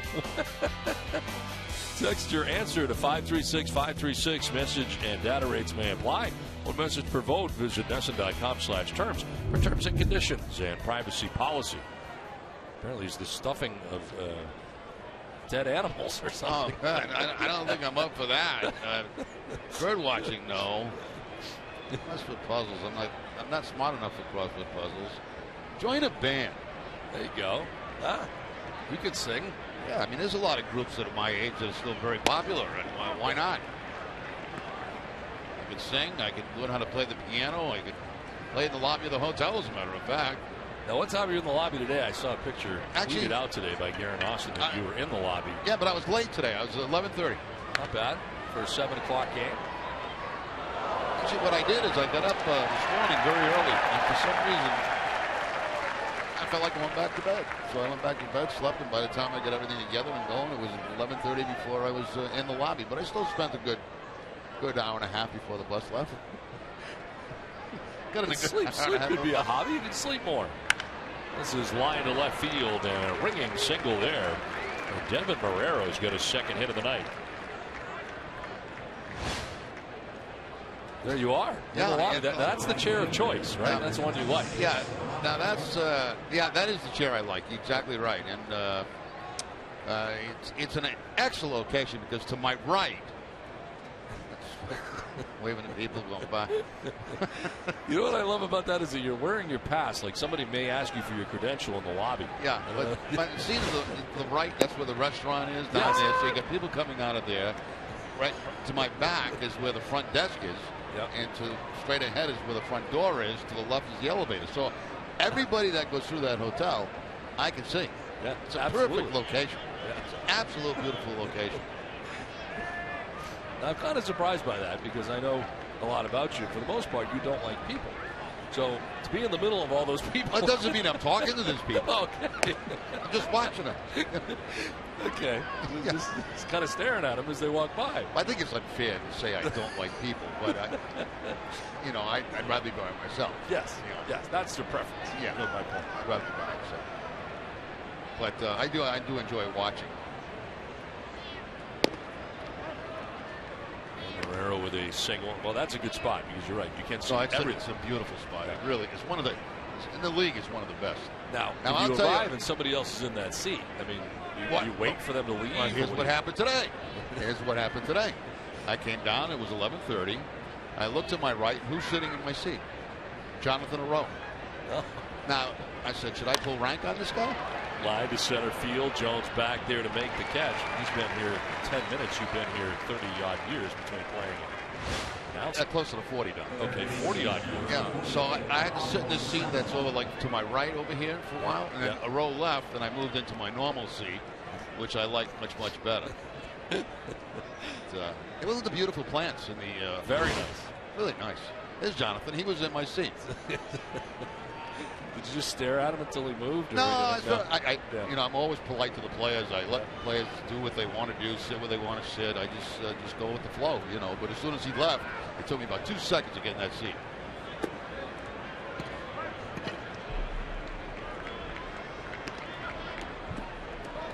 Pablo Sandoval 0 for 3 in the ball game. He's hit the ball hard though.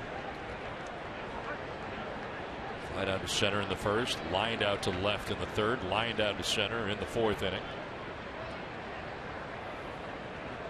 A no pitch, foul tip. Jason Garcia is the new Orioles pitcher here. Third of the night, his 19th appearance, 1-0.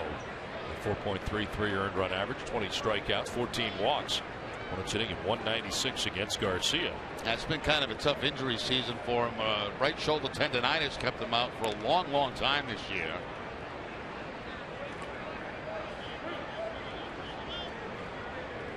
Caleb Joseph headed out to talk to him. I'm really looking forward to lobby-wise his next trip to New York because the president is going to be staying in the same hotel we are. Oh, really? In New York. Yeah. Huh. So, security is going to be extremely tight. Yes, we've had that before. We've had that before. Yeah. And You know, I'm sure if I'm sitting in the lobby, he could just come down and sit with me for a while and Right. chat a little bit. Sure. Talk some baseball, some politics. Wouldn't be the first time you've spoken with the president. No. A couple of years ago when we were here. That's correct. Year before last. Yeah.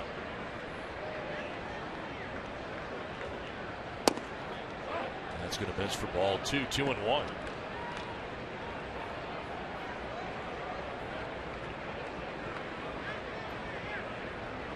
Pedroia waiting on deck. Red Sox batting here in the 6th inning on top 9-0. Hitting the Orioles 10-3. What the Secret Service is going to think of me when they see me like for hours on end just sitting in the lobby. I think you could be removed. I think there's a chance. You know what? I think you're right. They may ask me to just move and leave. They'll find it strange, Yeah. odd, Yeah. all of those things. You have a room here? What do you room? Down to first base goes Sandoval with a 1-out walk. It's time for a game break brought to you by Jordan's, the furniture store of the Boston Red Sox. Tom?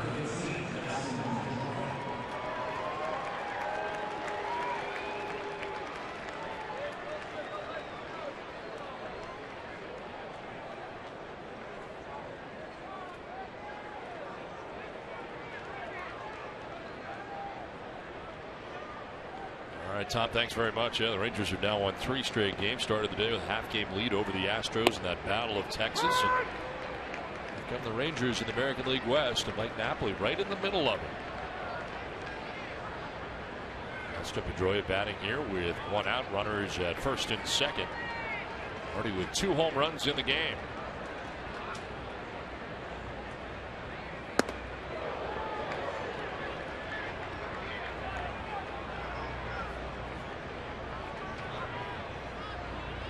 A 2-run shot in the 3rd. A 3-run home run in the 4th inning.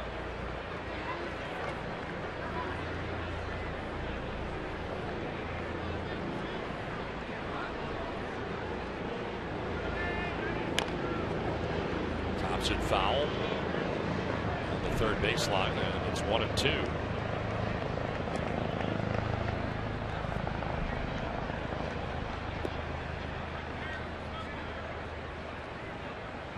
Sox got 1 in the 2nd, 3 in the 3rd inning. The big inning was the 4th inning when they scored 5 times. With only 3 hits, just left to Jonathan Scope at 3rd base in the bottom of the 5th inning. 1-2, and Pedroia fouling it off again. 2 home runs tonight for Pedroia, 1 on a hanging breaking ball. This coming in the 3rd inning. Next time he gets a fastball up and in for the 3-run home run. So 5 RBIs, 2 home runs. How about that pitch? I mean, that pitch is about shoulder high, and he hooks onto the ballpark for a home run.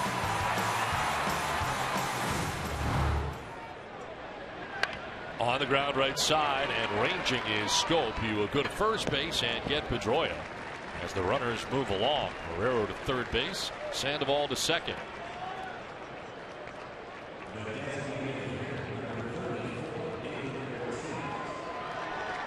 Second and 3rd, 2 down, and Big Papi coming up. David hit a home run in the 2nd inning, single to center in the 3rd, grounded out to first base in the 4th inning.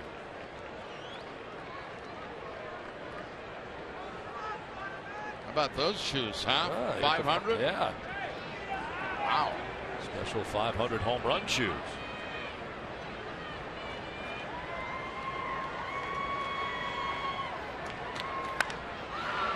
Popped up left side. And Machado makes his way back and puts it away to end the inning. Red Sox strand a pair to take a 9-0 lead to the bottom of the 6th inning.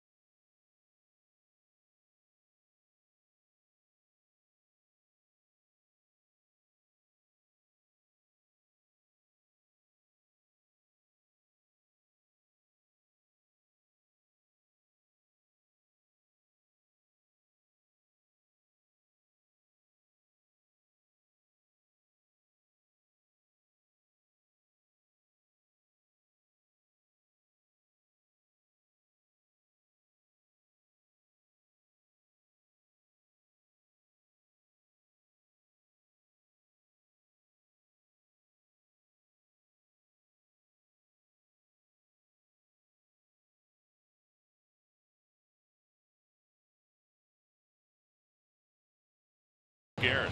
Thanks, Don. Today marks the 14th annual Roberto Clemente Day, which was established by Major League Baseball to honor Clemente's legacy and to recognize the nominees for the Roberto Clemente Award. The award is given to a player who has made significant contributions on and off the field. This year's Red Sox nominee is Brock Holt, and fans can actually vote for him at ChevyBaseball.com. Here's what Holt had to say about his nomination.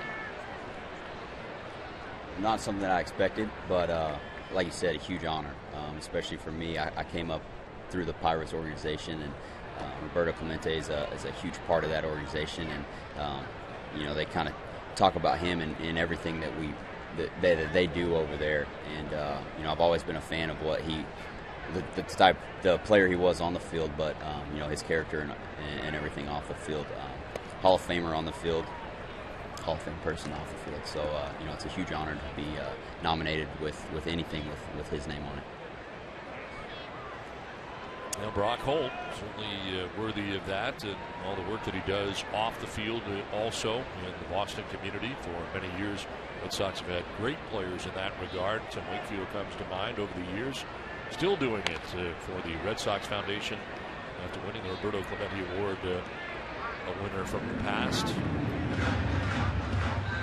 Good luck to Brock Holt. Hopefully the fans will vote for him. They generally honor that player at the World Series.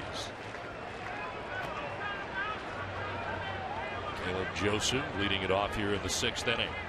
This one fouled back to the screen. ACC football is back on Mesa. The action continues this Saturday when Central Michigan is at Syracuse. Kickoff begins at 12:30.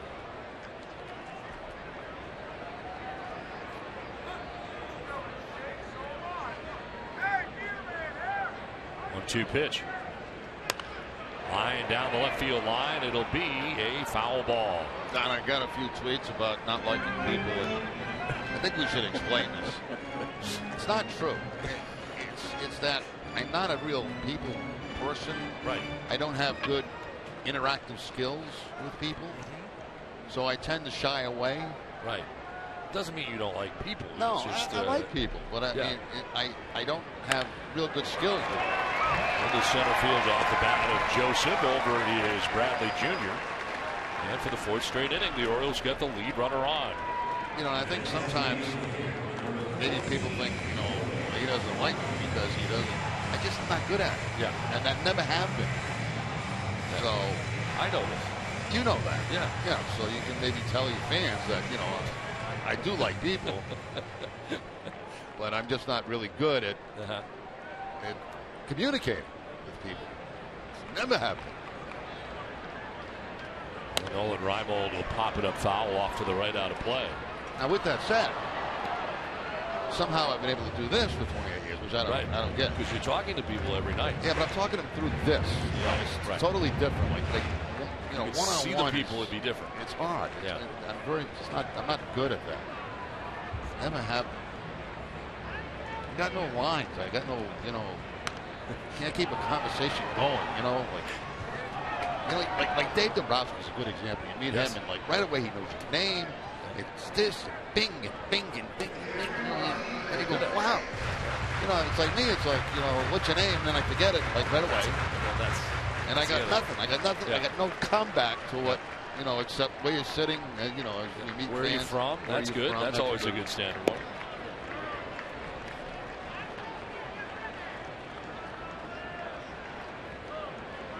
These are all things that can be fixed. I think that's what we've learned in the last 24 hours. I think I'm past it all right, being fixed.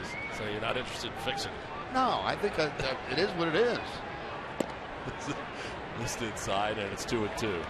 So moving forward, you're going to sit in the lobby at 10:30 in the morning of every road trip you make, of every season. Well, I think probably even earlier because it's going to go the other way. It's really getting bad. You may sleep at the park. No, I'll never get to that point. No. There's a pop-up foul, backing out of play.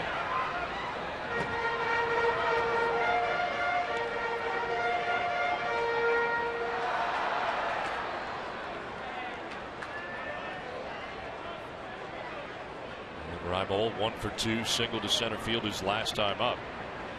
One of the 4 hits tonight for the Orioles, being out hit by the Red Sox 10-4. And a swing and a miss. He goes chasing and strikes out. 4 strikeouts now for Owens. Well, for every Red Sox game that goes into extra innings or the Sox get a save, CVS Pharmacy make a donation to Children's Hospital towards a $25,000 commitment once again this season. CVS Pharmacy, the official pharmacy of the Boston Red Sox. 1 out, 1 on, and Manny Machado coming up. Machado 0 for 2. He is flied out to right, flied out to center.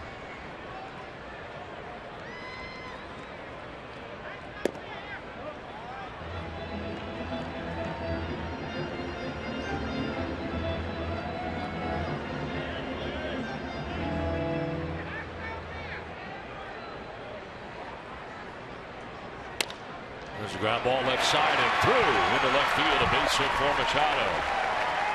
Joseph takes second base, and now the Orioles have 2 on with 1 away. Now, first time that Owens has given up 2 hits in an inning here tonight as that ground ball finds its path between third and shortstop.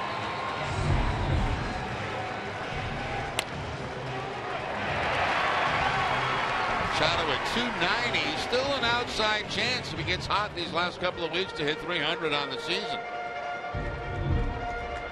Always kind of a milestone for a player, a mark that you shoot for, that 300 average.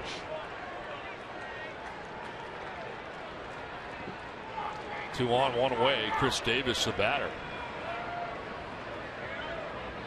And the swing and a miss couldn't hold up. He's had trouble tonight against Henry Owens.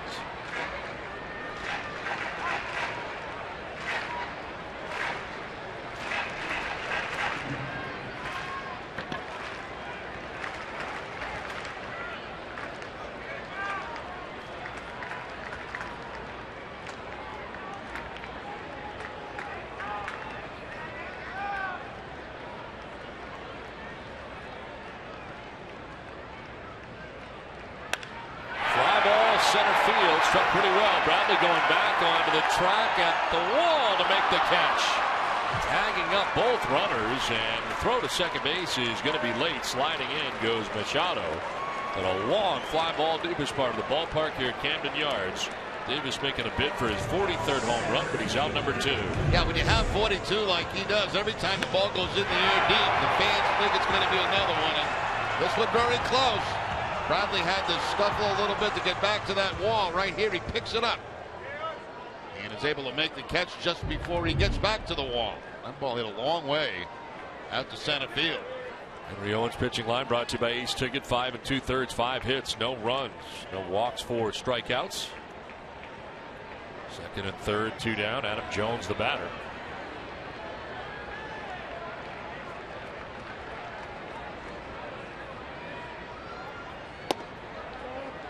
Ball 1 outside.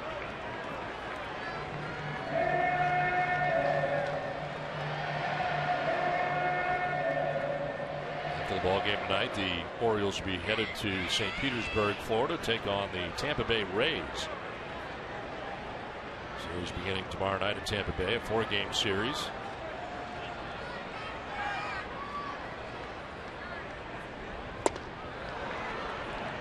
On a strike to Jones. That changeup really been good for Owens tonight. That's how he got Reimold to strike out in this inning. And another swing and miss right there from Adam Jones.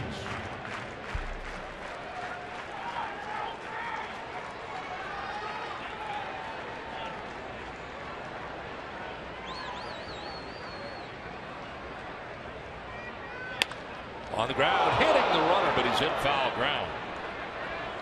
That's why you're taught to take your lead in foul territory, just for that reason right there. Joseph in fair territory around the line. That ball hits him, he's going to be out. But clearly in foul territory, that doesn't make it hurt any less than what it does.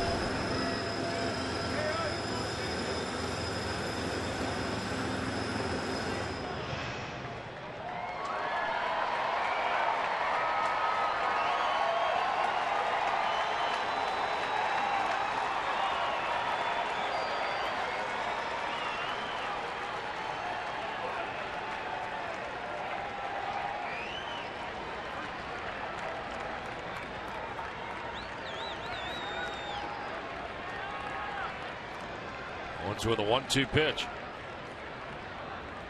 And Jones rifles it foul.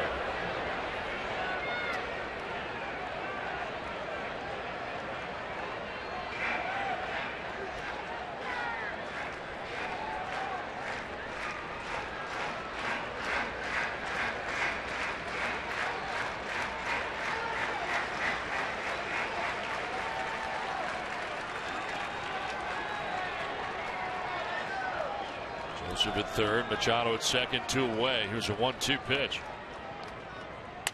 And a ground ball to third base. Sandoval's got it. Throw is in time, and out of the jam is Owens. As we have played 6, Red Sox have a 9-0 lead.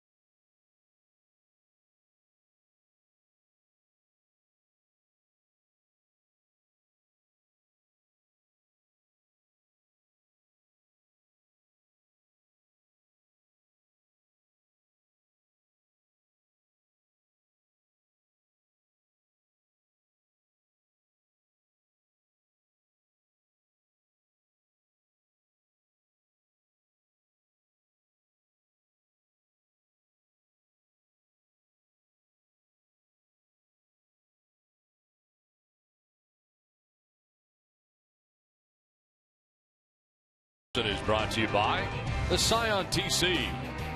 Citizens Bank. Good banking is good citizenship. And by the Kia Sorrento.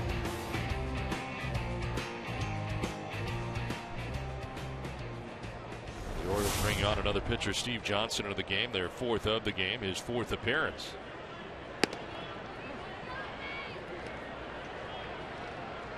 Jason Garcia went an inning, giving up a hit.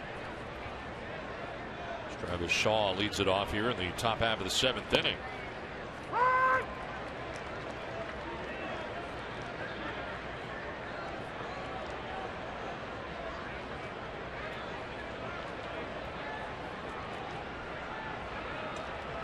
Swing and a miss. John Knight has struck out, popped out to third, and walked in the ball game.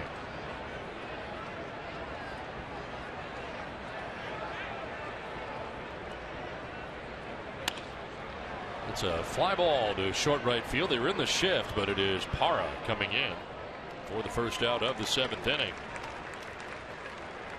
It's time for tonight's Twisted but True Fact. According to Elias, the Rockies set a new Major League Baseball record last night after using 12 different pitchers. In addition, the 28 total players used by the Rockies tied a National League record. Rockies beat the Dodgers 5-4 in 16 innings. Ooh, twisted tea is the hard iced tea. It tastes like real iced tea. Be a little twisted. That all sounds very painful, doesn't it? Yes, it does. We had 13 innings, but a few more last night. That's why I don't think there should be expanded rosters. I don't think that's fair. You know, made a good point about that. Kyle Willis, Red Sox pitching coach, he thinks that it should be reversed. He thinks that they should have expanded rosters in April when pitchers aren't completely ready, to go. Yeah. And not large them, not a 40-man roster. Not talking about that. Yeah. But be able to carry maybe 5 extra players. So like 30. Yeah, and then eliminate this September stuff. And I kind of agree with that. I think that makes a lot of sense. I mean, he has a huge amount of relievers out there. There is no way you can get work for everybody out there that's out there right now. No, it's not. I think it's ridiculous. And I think teams in the pennant race, I don't think it's right. I never agree. The one set of rules for 5 months, and then for an entire month play under another set of rules. Well, we play again. We've got all kind of rules in baseball, right? We got DH, no DH. This 40-man thing, I just don't get.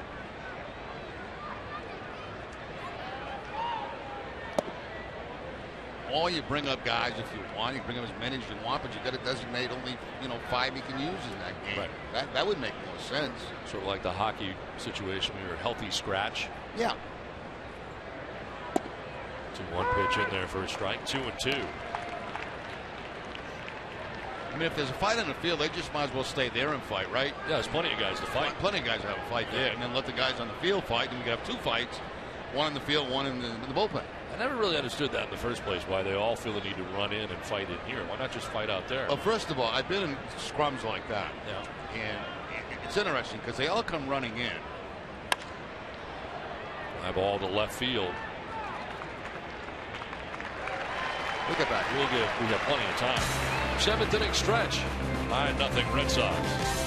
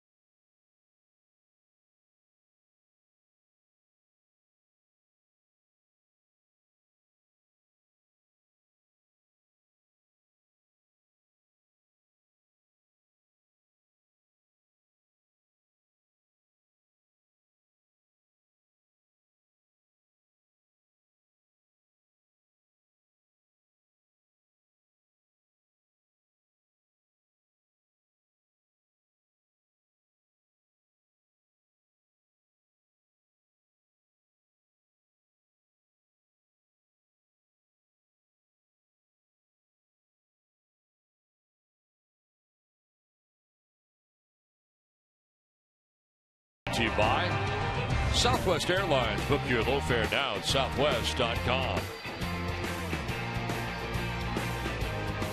Well, we're not in Kansas City, although it kind of looks like it, the Fawcett's, but we are in Baltimore here at Camden Yards.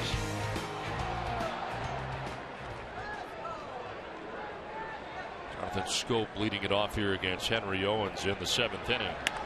And a liner to left field. Castillo on the move, and Rusney will run it down to the left field corner. With the first out here at the bottom of the 7th inning. Well, tomorrow catch the Season 3 premiere of Behind the B. The hour-long season premiere takes you through the Bruins offseason, from the hiring of Don Sweeney as GM to the informal practices going on now. Season 3 premiere of Behind the B begins tomorrow night at 6. You're saying something about fights in the bullpen. Oh, the bullpen coming in. By the time most of the guys get in there, they're out of gas anyway. But there's always one guy in the bullpen. There's always one guy that you got to watch out for. Right? They come in there and they get everybody's just kind of rumbling around anyway. You've got your position where you're going to hide and all this stuff. There's always one guy that's very angry coming out of the bullpen for some reason. And he finally gets his way in there, and he just wants to take on everyone. You know? It's like, what does this guy do? You know, he can't even see the game from where you are.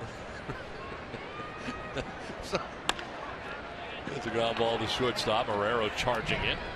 You were saying you got to find your place to hide. So basically, when fights were happening, you were trying to find your place to hide. Oh yeah, the whole act is you've got to, you've got to act like you want to get into this, right? But you want no part of it, you know. And what you do is, before every game was on TV, you used to be able to like fall in the dirt and get yourself dirty and pull your shirt out of your pants like you're really in the scrum, you know. People will look at you, well, wow, look at this guy. He was in the middle of it. He was in the middle of it. He did nothing. He did nothing at all. You know. But you see a lot of dancing. You get a lot of dancing going on, trying to get behind somebody so you can't get hit. You just get to watch your back. That's the only thing. I might punch myself in the face. And then come out of the pile, a little bit bruised up, cut up, like I was in the middle of it. Well, it's like the kids that don't, play the Thanksgiving football day game. Yeah. They don't play, and then at the end of the game, they just drop in the mud to get dirty, and look great coming off of their girlfriends and stuff.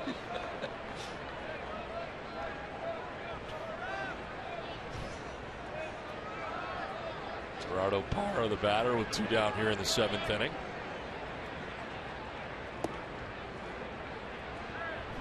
I used to always come out of the piles before TV, out of my shirt. Pull it out. Yeah. Like you were right in the middle right of the middle of that stuff. Yeah. All 5'9", 155. The reality is you're trying to hide. Oh, absolutely. He's in the air to center field as Bradley Jr. moves back and puts it away to end the inning. Let's check out the updated Red Sox box score.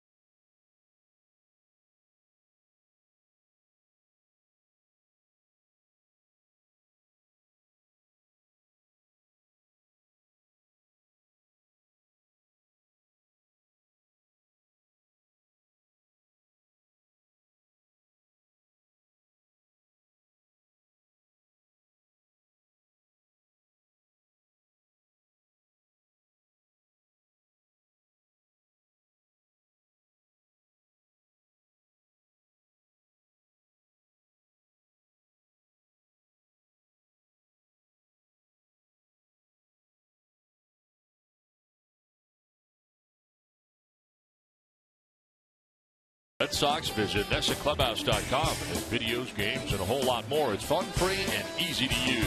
Visit NessaClubhouse.com today.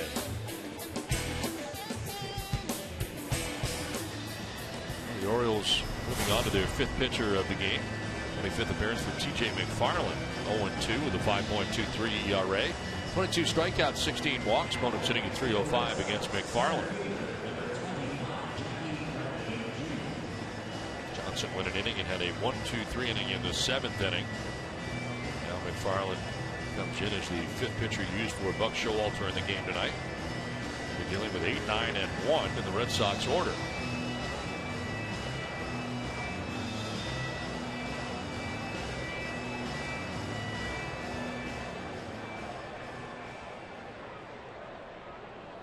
Jackie Bradley Jr. has walked and struck out twice.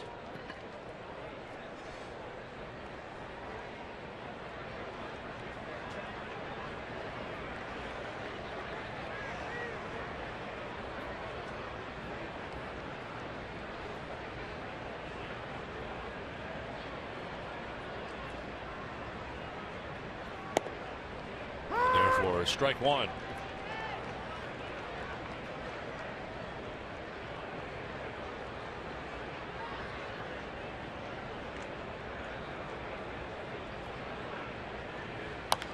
Little number right in front of the plate, jumping out.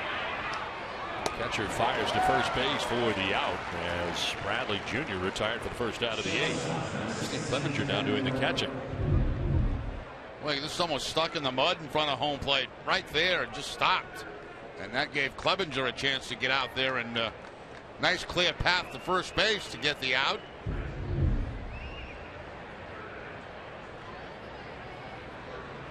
So 1 out for Devin Marrero. He's had a good night starting at shortstop. 2 hits in the game and an RBI. The hits, old singles, 1 to right, 1 to left.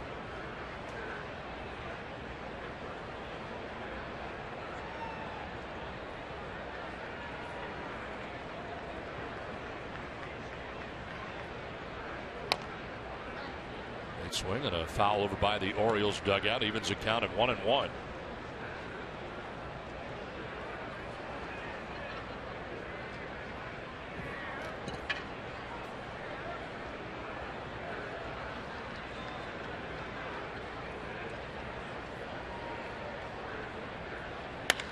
Line to right field, and the 3rd hit of the ball game tonight for Devin Marrero.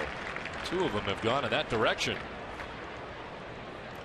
We'll see Dennis Leary, Jimmy Fallon, Stephen Wright, and more at the 21st Annual Comics Come Home at the TD Garden on Saturday, November the 7th. Proceeds benefit the Cam Neely Foundation for Cancer Care. For tickets, visit Ticketmaster.com. A nice night for Marrero, going to the opposite field, as Don mentioned, for the 2nd time. 3 hits, 3 for 4, got an RBI in the night. Gets a rare start and really takes advantage of it. There is Brock Holt. He's had a nice night himself. 2 hits, 2 RBIs. Zach Allen Craig has come out on deck to bat for Pablo Sandoval.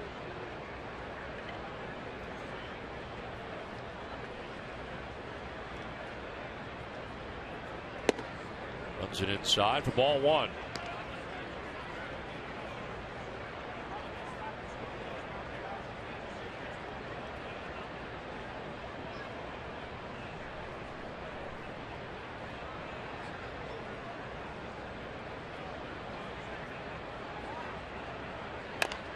Little number in front of the plate, and the pitcher McFarland will throw to first base just in time to get Holt on a bang play as Marrero takes second base.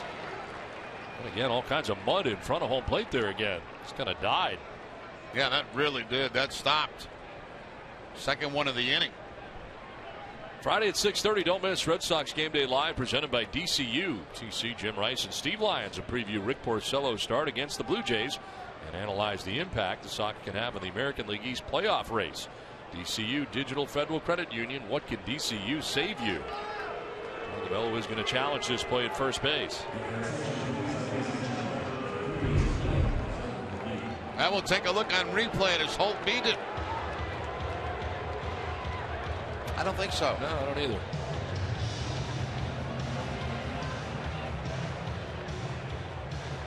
To me, like the ball was in the glove of Pierce before the foot got there. Better angle here, maybe.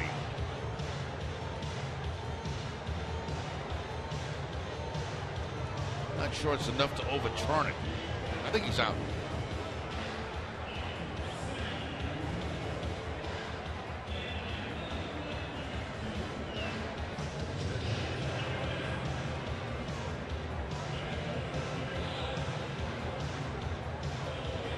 Space umpire Brian Knight.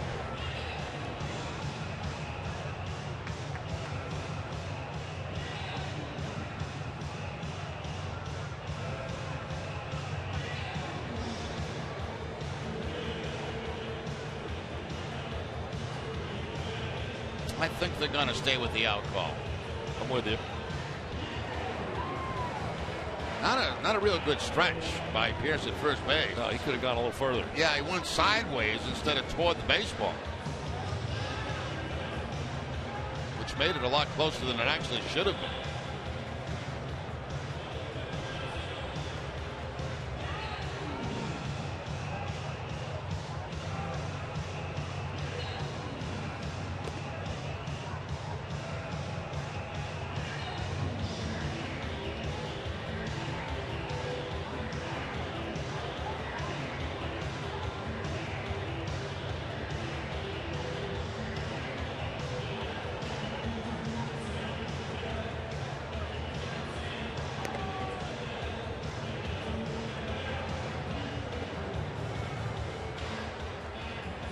He is out.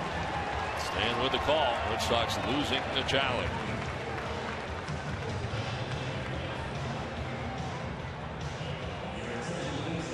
Devin Marrero at second base. 2 down here in the inning.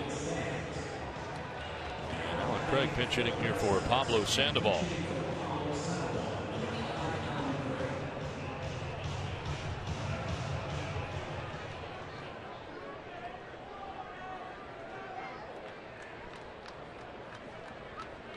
Sandoval tonight had been 0 for 3 with a walk.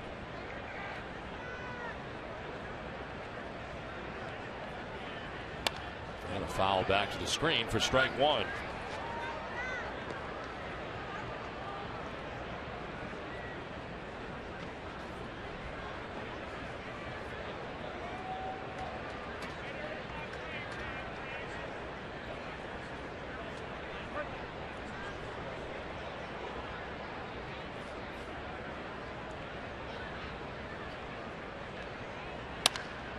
Line towards right center field, and this ball is going to get down into the gap. Now from second base comes Marrero. He'll score into second with an RBI double is Alan Craig, and the Red Sox lead it 10-0.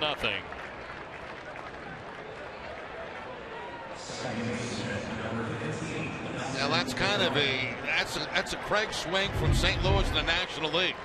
I mean, that's where he hit the ball a lot when he played for the St. Louis Cardinals, in that gap in right center field. That time driving the ball and getting an RBI for Craig.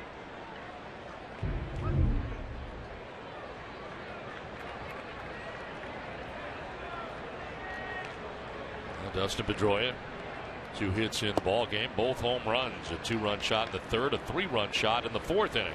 I have a question, Don, and this is just to throw something out there. Sure. Get a 9-0 lead. Okay, when you don't run, under the unwritten rules of baseball, when it's 9-0, right? Do you challenge?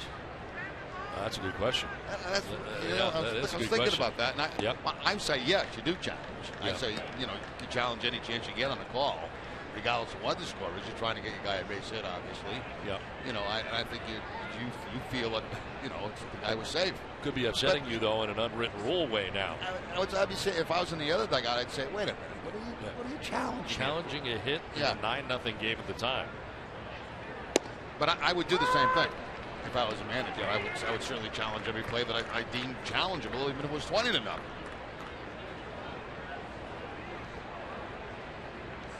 Just a thought, because there are some weird rules of baseball. You get 7-0 lead, you don't run if it's later on in the ball game. Guys play behind the guy at first base, and that tells you, you don't run.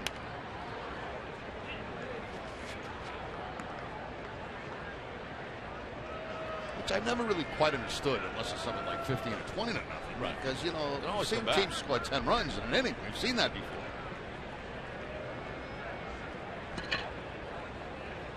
Don't bunt. Obviously, when you get the big lead.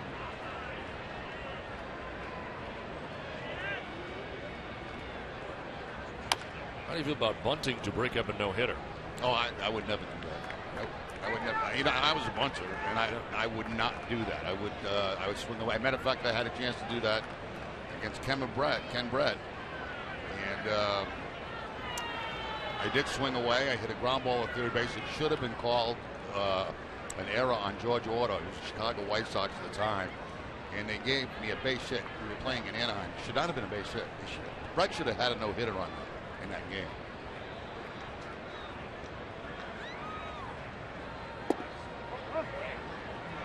A series of changes here for the Orioles. It is now Dariel Alvarez in right field. Junior Lake has taken over in center field. Steve Pearce still in left. Christian Walker is at first base.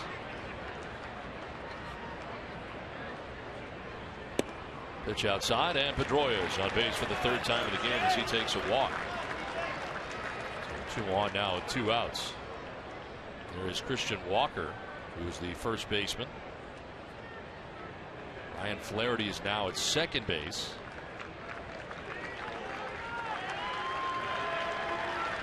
Paul Janish is the shortstop. And Jimmy Paredes is at third base.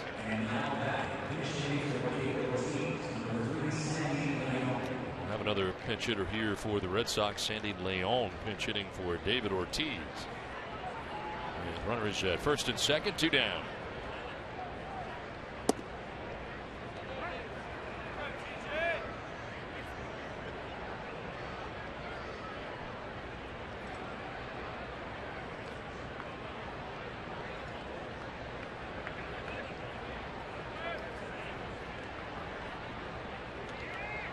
Josh Rutledge running at first base for Dustin Pedroia. So Dustin's night is done.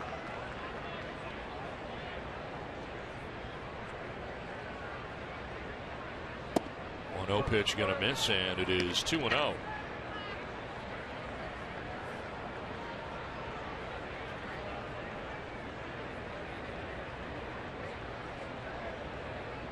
Getting started catching over the weekend in St. Petersburg at Tampa Bay. It's a 2-0 for a strike, 2-1.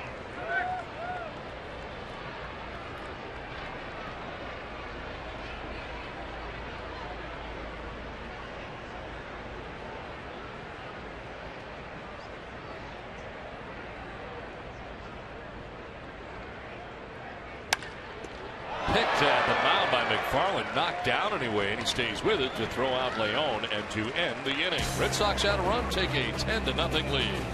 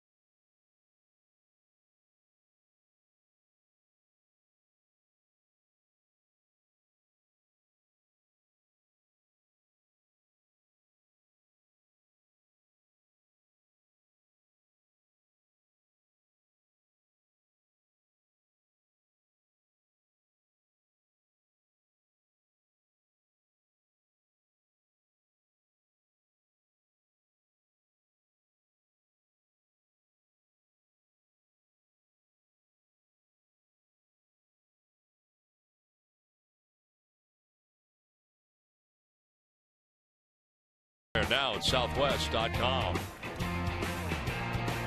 Back in the Inner Harbor in Baltimore, Camden Yards. Henry Owens back out there for the 8th inning. And a pitch in there for strike 1. Changes defensively for the Red Sox. Alan Craig, who had pinch hit, now takes over in right field. Rock Holt moving from right field to third base. And Josh Rutledge, who pitch ran for Pedroia, now at second base. And there's a ground ball to him as he throws to first in time. Able to get Walker for the first out of the inning.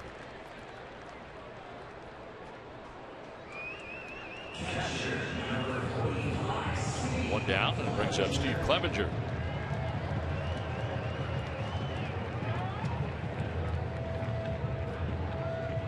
Clevenger taking over as the catcher. Place of Caleb Joseph last inning defensively. Fly ball foul off to the left. So Owens pitching here into the 8th inning with one down. Roman Mendez warming in the pen.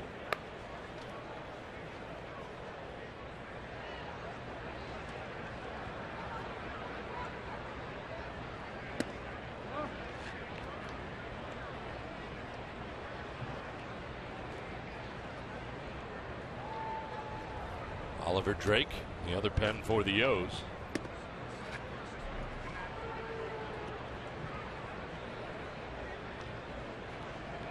The longest outing of the year for Owens was 8 innings. That was against Kansas City back on the 21st of August in a victory against the Royals.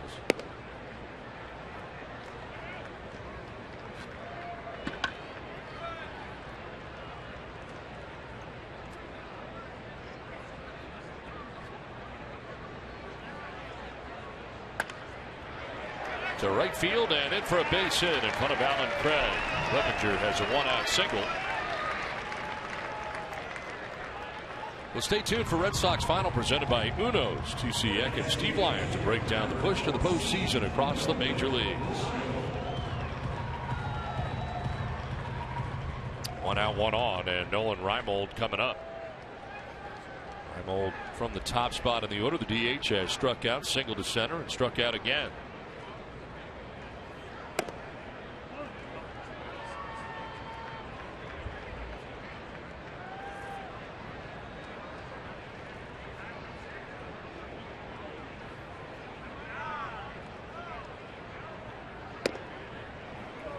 Two and 0. It's one of the few changeups that Owens has left up in the zone tonight. For the most part, he has been down with that in his breaking ball.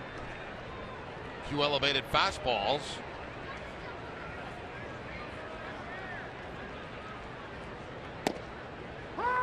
There's a strike, 2-1. 4 strikeouts in the game for Owens. He's not walked anybody.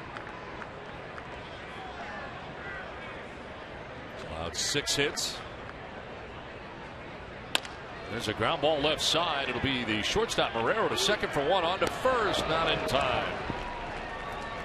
So Clevenger retired at second base 6-4 on the force out, but Reimold reaches at first base. Yeah, too far to go there for Marrero to turn that over into a double play. Does a nice job just getting the 1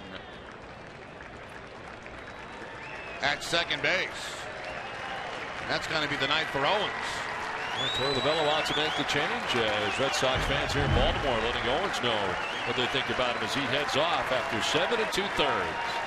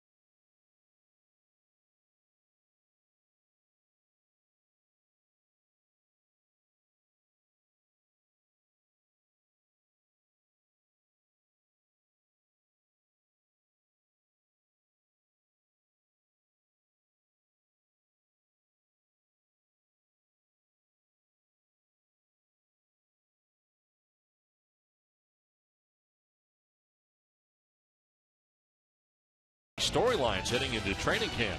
That's in Sports Today, presented by People's United Bank. See what know-how can do. It's 10-0. The Red Sox have the lead over the Orioles tonight, and Boston's good offense, good pitching. They hand the baseball to Roman Mendez coming in. His numbers with the Texas Rangers this year: 12 appearances, 0-1, 5.40 earned run average, 7 walks, 9 Ks, and opponents hitting at 268 against Mendez.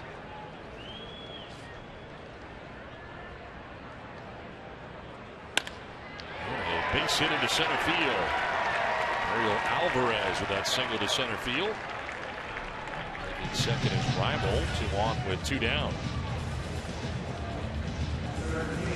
H.B. Hood salutes the Red Sox Foundation's commitment to 4,900 accredited charities throughout New England.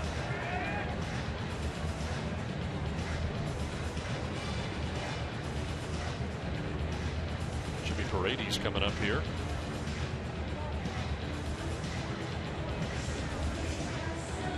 Red Sox had claimed Mendez off waivers from the Texas Rangers on September the 11th. 3.02 earned run average in 42 career major league games, all in relief last year and this year.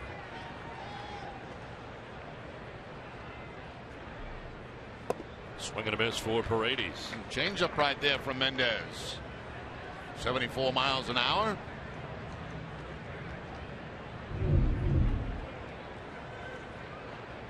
Mendez originally was in the Red Sox organization, signed as an international free agent back in July of 2007.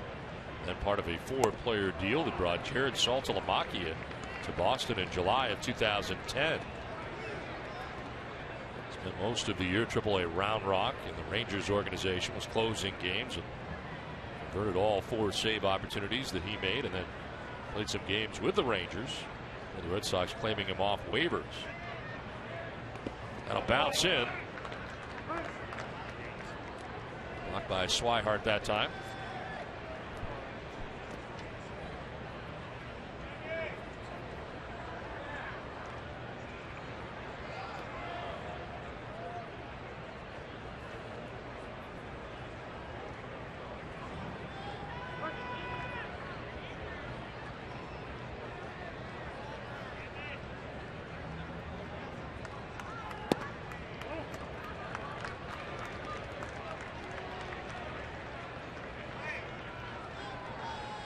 Balls, 2 strikes.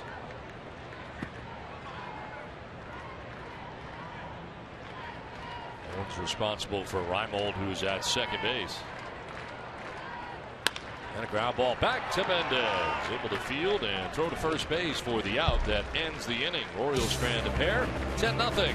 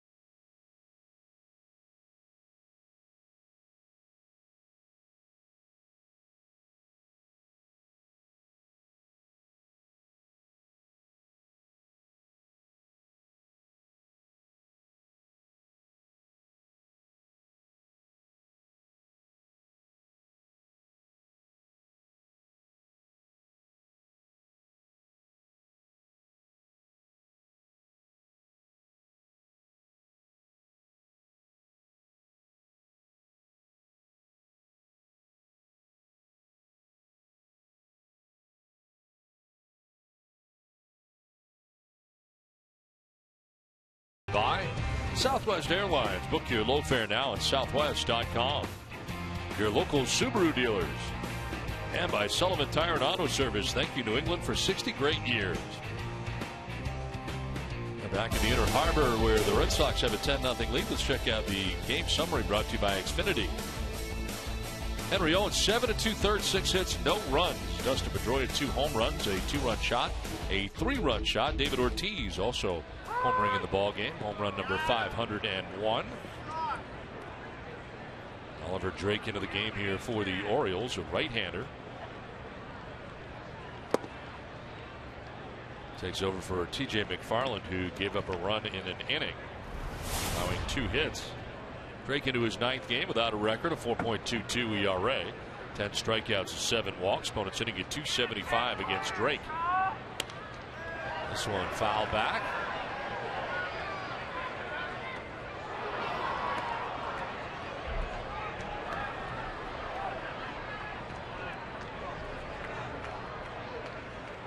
Shaw 0 for 3 with a walk in the game.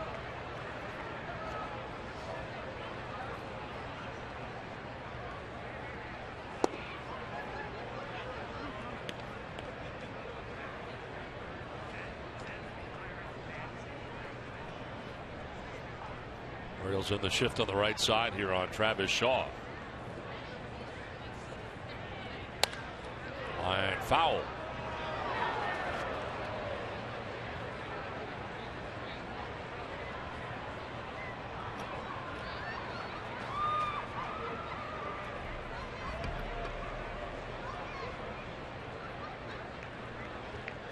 Ryan Cook now up in the pen for Boston, the right-hander.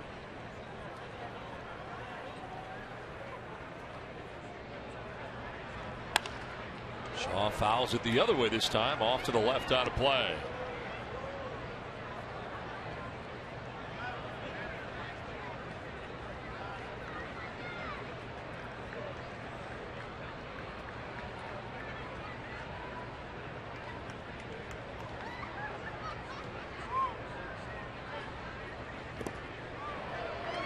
Swing and a miss. He gets away briefly from Clevenger, so he's got to throw him out, and he does, as Shaw strikes out for the 2nd time tonight. The Red Sox with 3 home runs in the ball game tonight, and David Ortiz starts off the party with a fly ball to deep center field. Under the head of Adam Jones in that wall, and then Dustin Pedroia gets involved. He gets a hanging breaking ball. A 2-run shot in the 3rd, and then back up in the 4th, a fastball up and in. That he takes out of the yard for the 3-run home run. So a big night for Pedroia. 5 RBIs on the night. Wisney Castillo ahead here, 1-0. And a swing and a miss, 1-1. Castillo with a single in the 4th inning, a 1-for-4 night. Outfield straight away on Castillo. There's a ground ball left side to short. Janish will throw to first base for out number 2. Well, right now he's ticketed as your tickets to all Boston Bruins, Boston Celtics, and New England Patriots games. Visit aceticket.com for the best seats at the best prices. Ace Ticket, it's more than a ticket.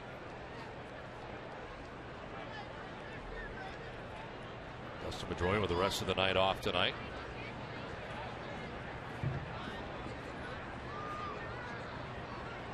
2 down here in the 9th inning for Blake Swihart. A little roller down the first baseline. Drake will throw over his shoulder and in time to end the inning. 1-2-3 9th inning. A 10-0 Red Sox lead.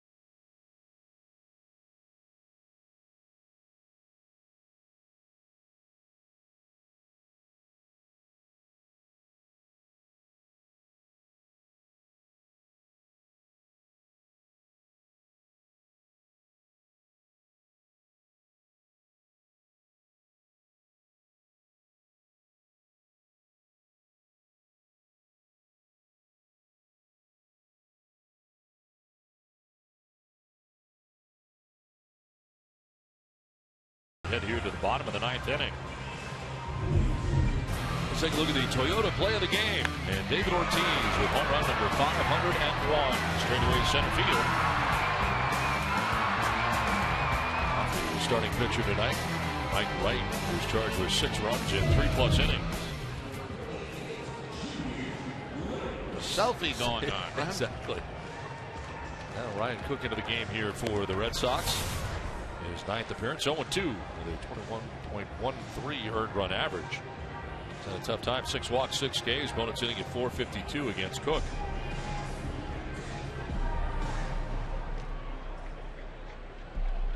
No one does back to school season like Tanger Outlets at Foxwoods. It's your chance to shop over 100 of your favorite brands at a discount. Foxwoods, the official casino and resort of the Boston Red Sox. Visit foxwoods.com to learn more. Junior Lake fouling the first pitch off to the right. Well, Don, if you think about it, we're only 3 outs away from getting another cab ride back to the hotel. Last night was interesting. Took a little while last night. Well, the guy decided to leave before I was in the cab. Yeah, I forgot about that. Part of you was in the cab. I saw one leg. I had one leg in the cab, one leg on the street. Yeah. And my bag and arm was still outside, and he's going. He was leaving. Yes. And I could hear you yelling to him to stop. Yeah. Meanwhile, I'm crumpled up like a pretzel. This one was by Shaw at first base, going to try to run it down the right field line as Lake's running to second base. He'll get there.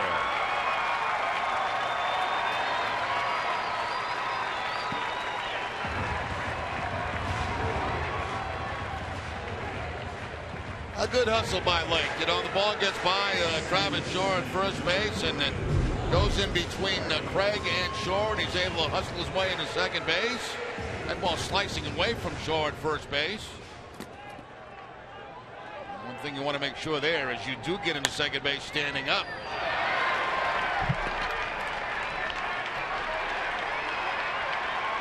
Down by that many runs, you've got to be sure you're standing up going into a bag. Charged Shaw with an error on the play. And a ground ball now right side. Rutledge to the backhand up into the air to make the throw for the out. Nice play by Rutledge as Lake takes third base. Already retired, 4-3. On Friday at 6, don't miss Red Sox first pitch presented by Joseph Abboud, available in Men's Warehouse. Back to school week continues with a special instructional with David Ortiz. We could actually write a book on our travels back from ballparks to hotels. Longest it ever took us was Miami. Oh, we got lost for better than an hour and a half. That was horrible. It was supposed to be a 20-minute drive, and we ended up completely in the wrong direction. The last thing I remember is being on Dan Marino Way. And then it was just a fog after that. It was scary because we had no idea where we were. No, that was before GPS. Yeah. And you were sending me into places to ask where we were and how to get back. Right. It was not pretty. No, that was an interesting ride. Ever since that ride, I've been afraid to go back down there, you haven't been since, have you? I don't think we have. We have. I don't think you have. I don't think I have, no. Yeah. Oh, no, I think you have, because you went to the new stadium. Oh, yeah, that's right. Yeah. You have been there. Yeah, the new stadium's was a little bit easier than the old ones. Definitely. To get back to the hotel. But that was incredible. It did take us an hour and a half. Hour and a half. It's unbelievable. 0-2 strikes here to Steve Pearce. There's a ground ball to third base. Brock Holt goes to first, and that is out number 2. Run will score. Orioles get their first run of the night.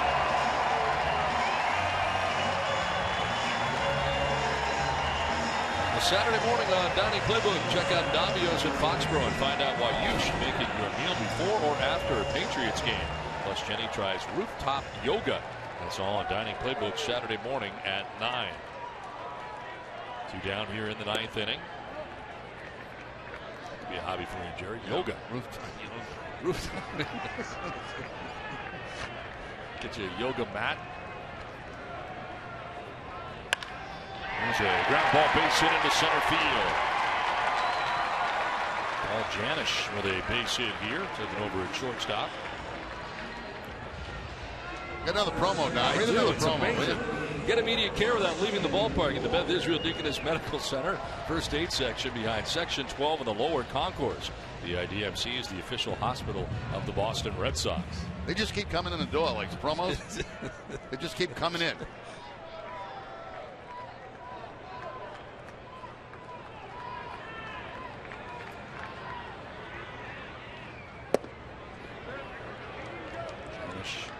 At first base with 2 down in the inning.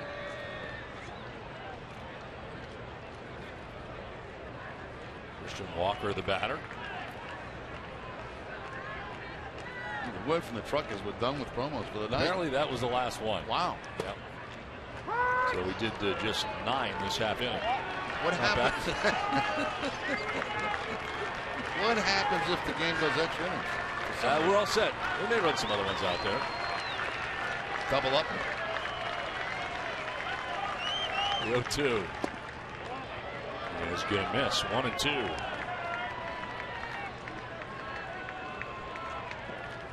9 runs down, looking for a rally.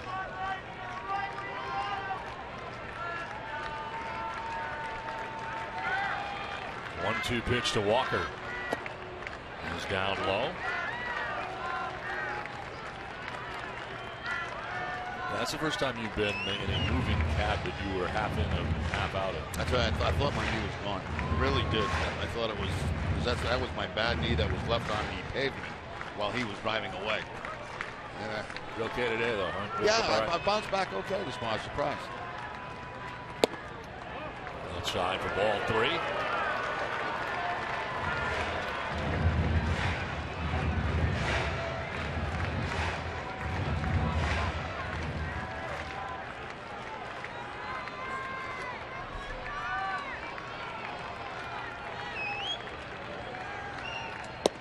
Outside, ball 4. And he walks Walker.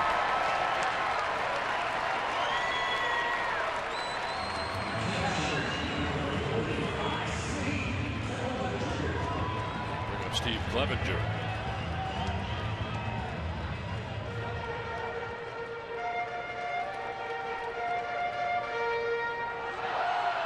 Cook is giving up a run here. Now 2 men on with 2 outs. Clevenger's second at bat, single to right field. In the 8th inning. A foul tip for strike 1.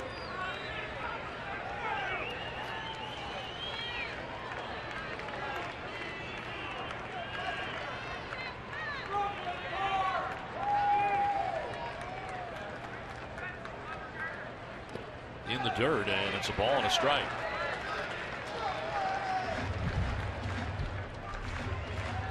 Owens tonight went 7 2/3 innings, 6 hits, no runs, didn't walk anybody, struck out 4, in line for his 3rd win of the year.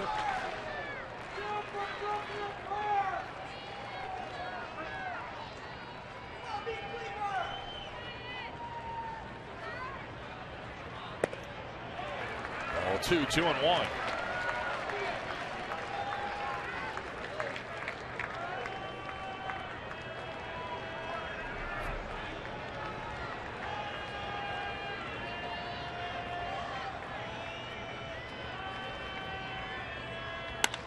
On the ground towards shortstop, Marrero will go to second himself to tag it to end the ball game. So the Red Sox with a 10-1 win tonight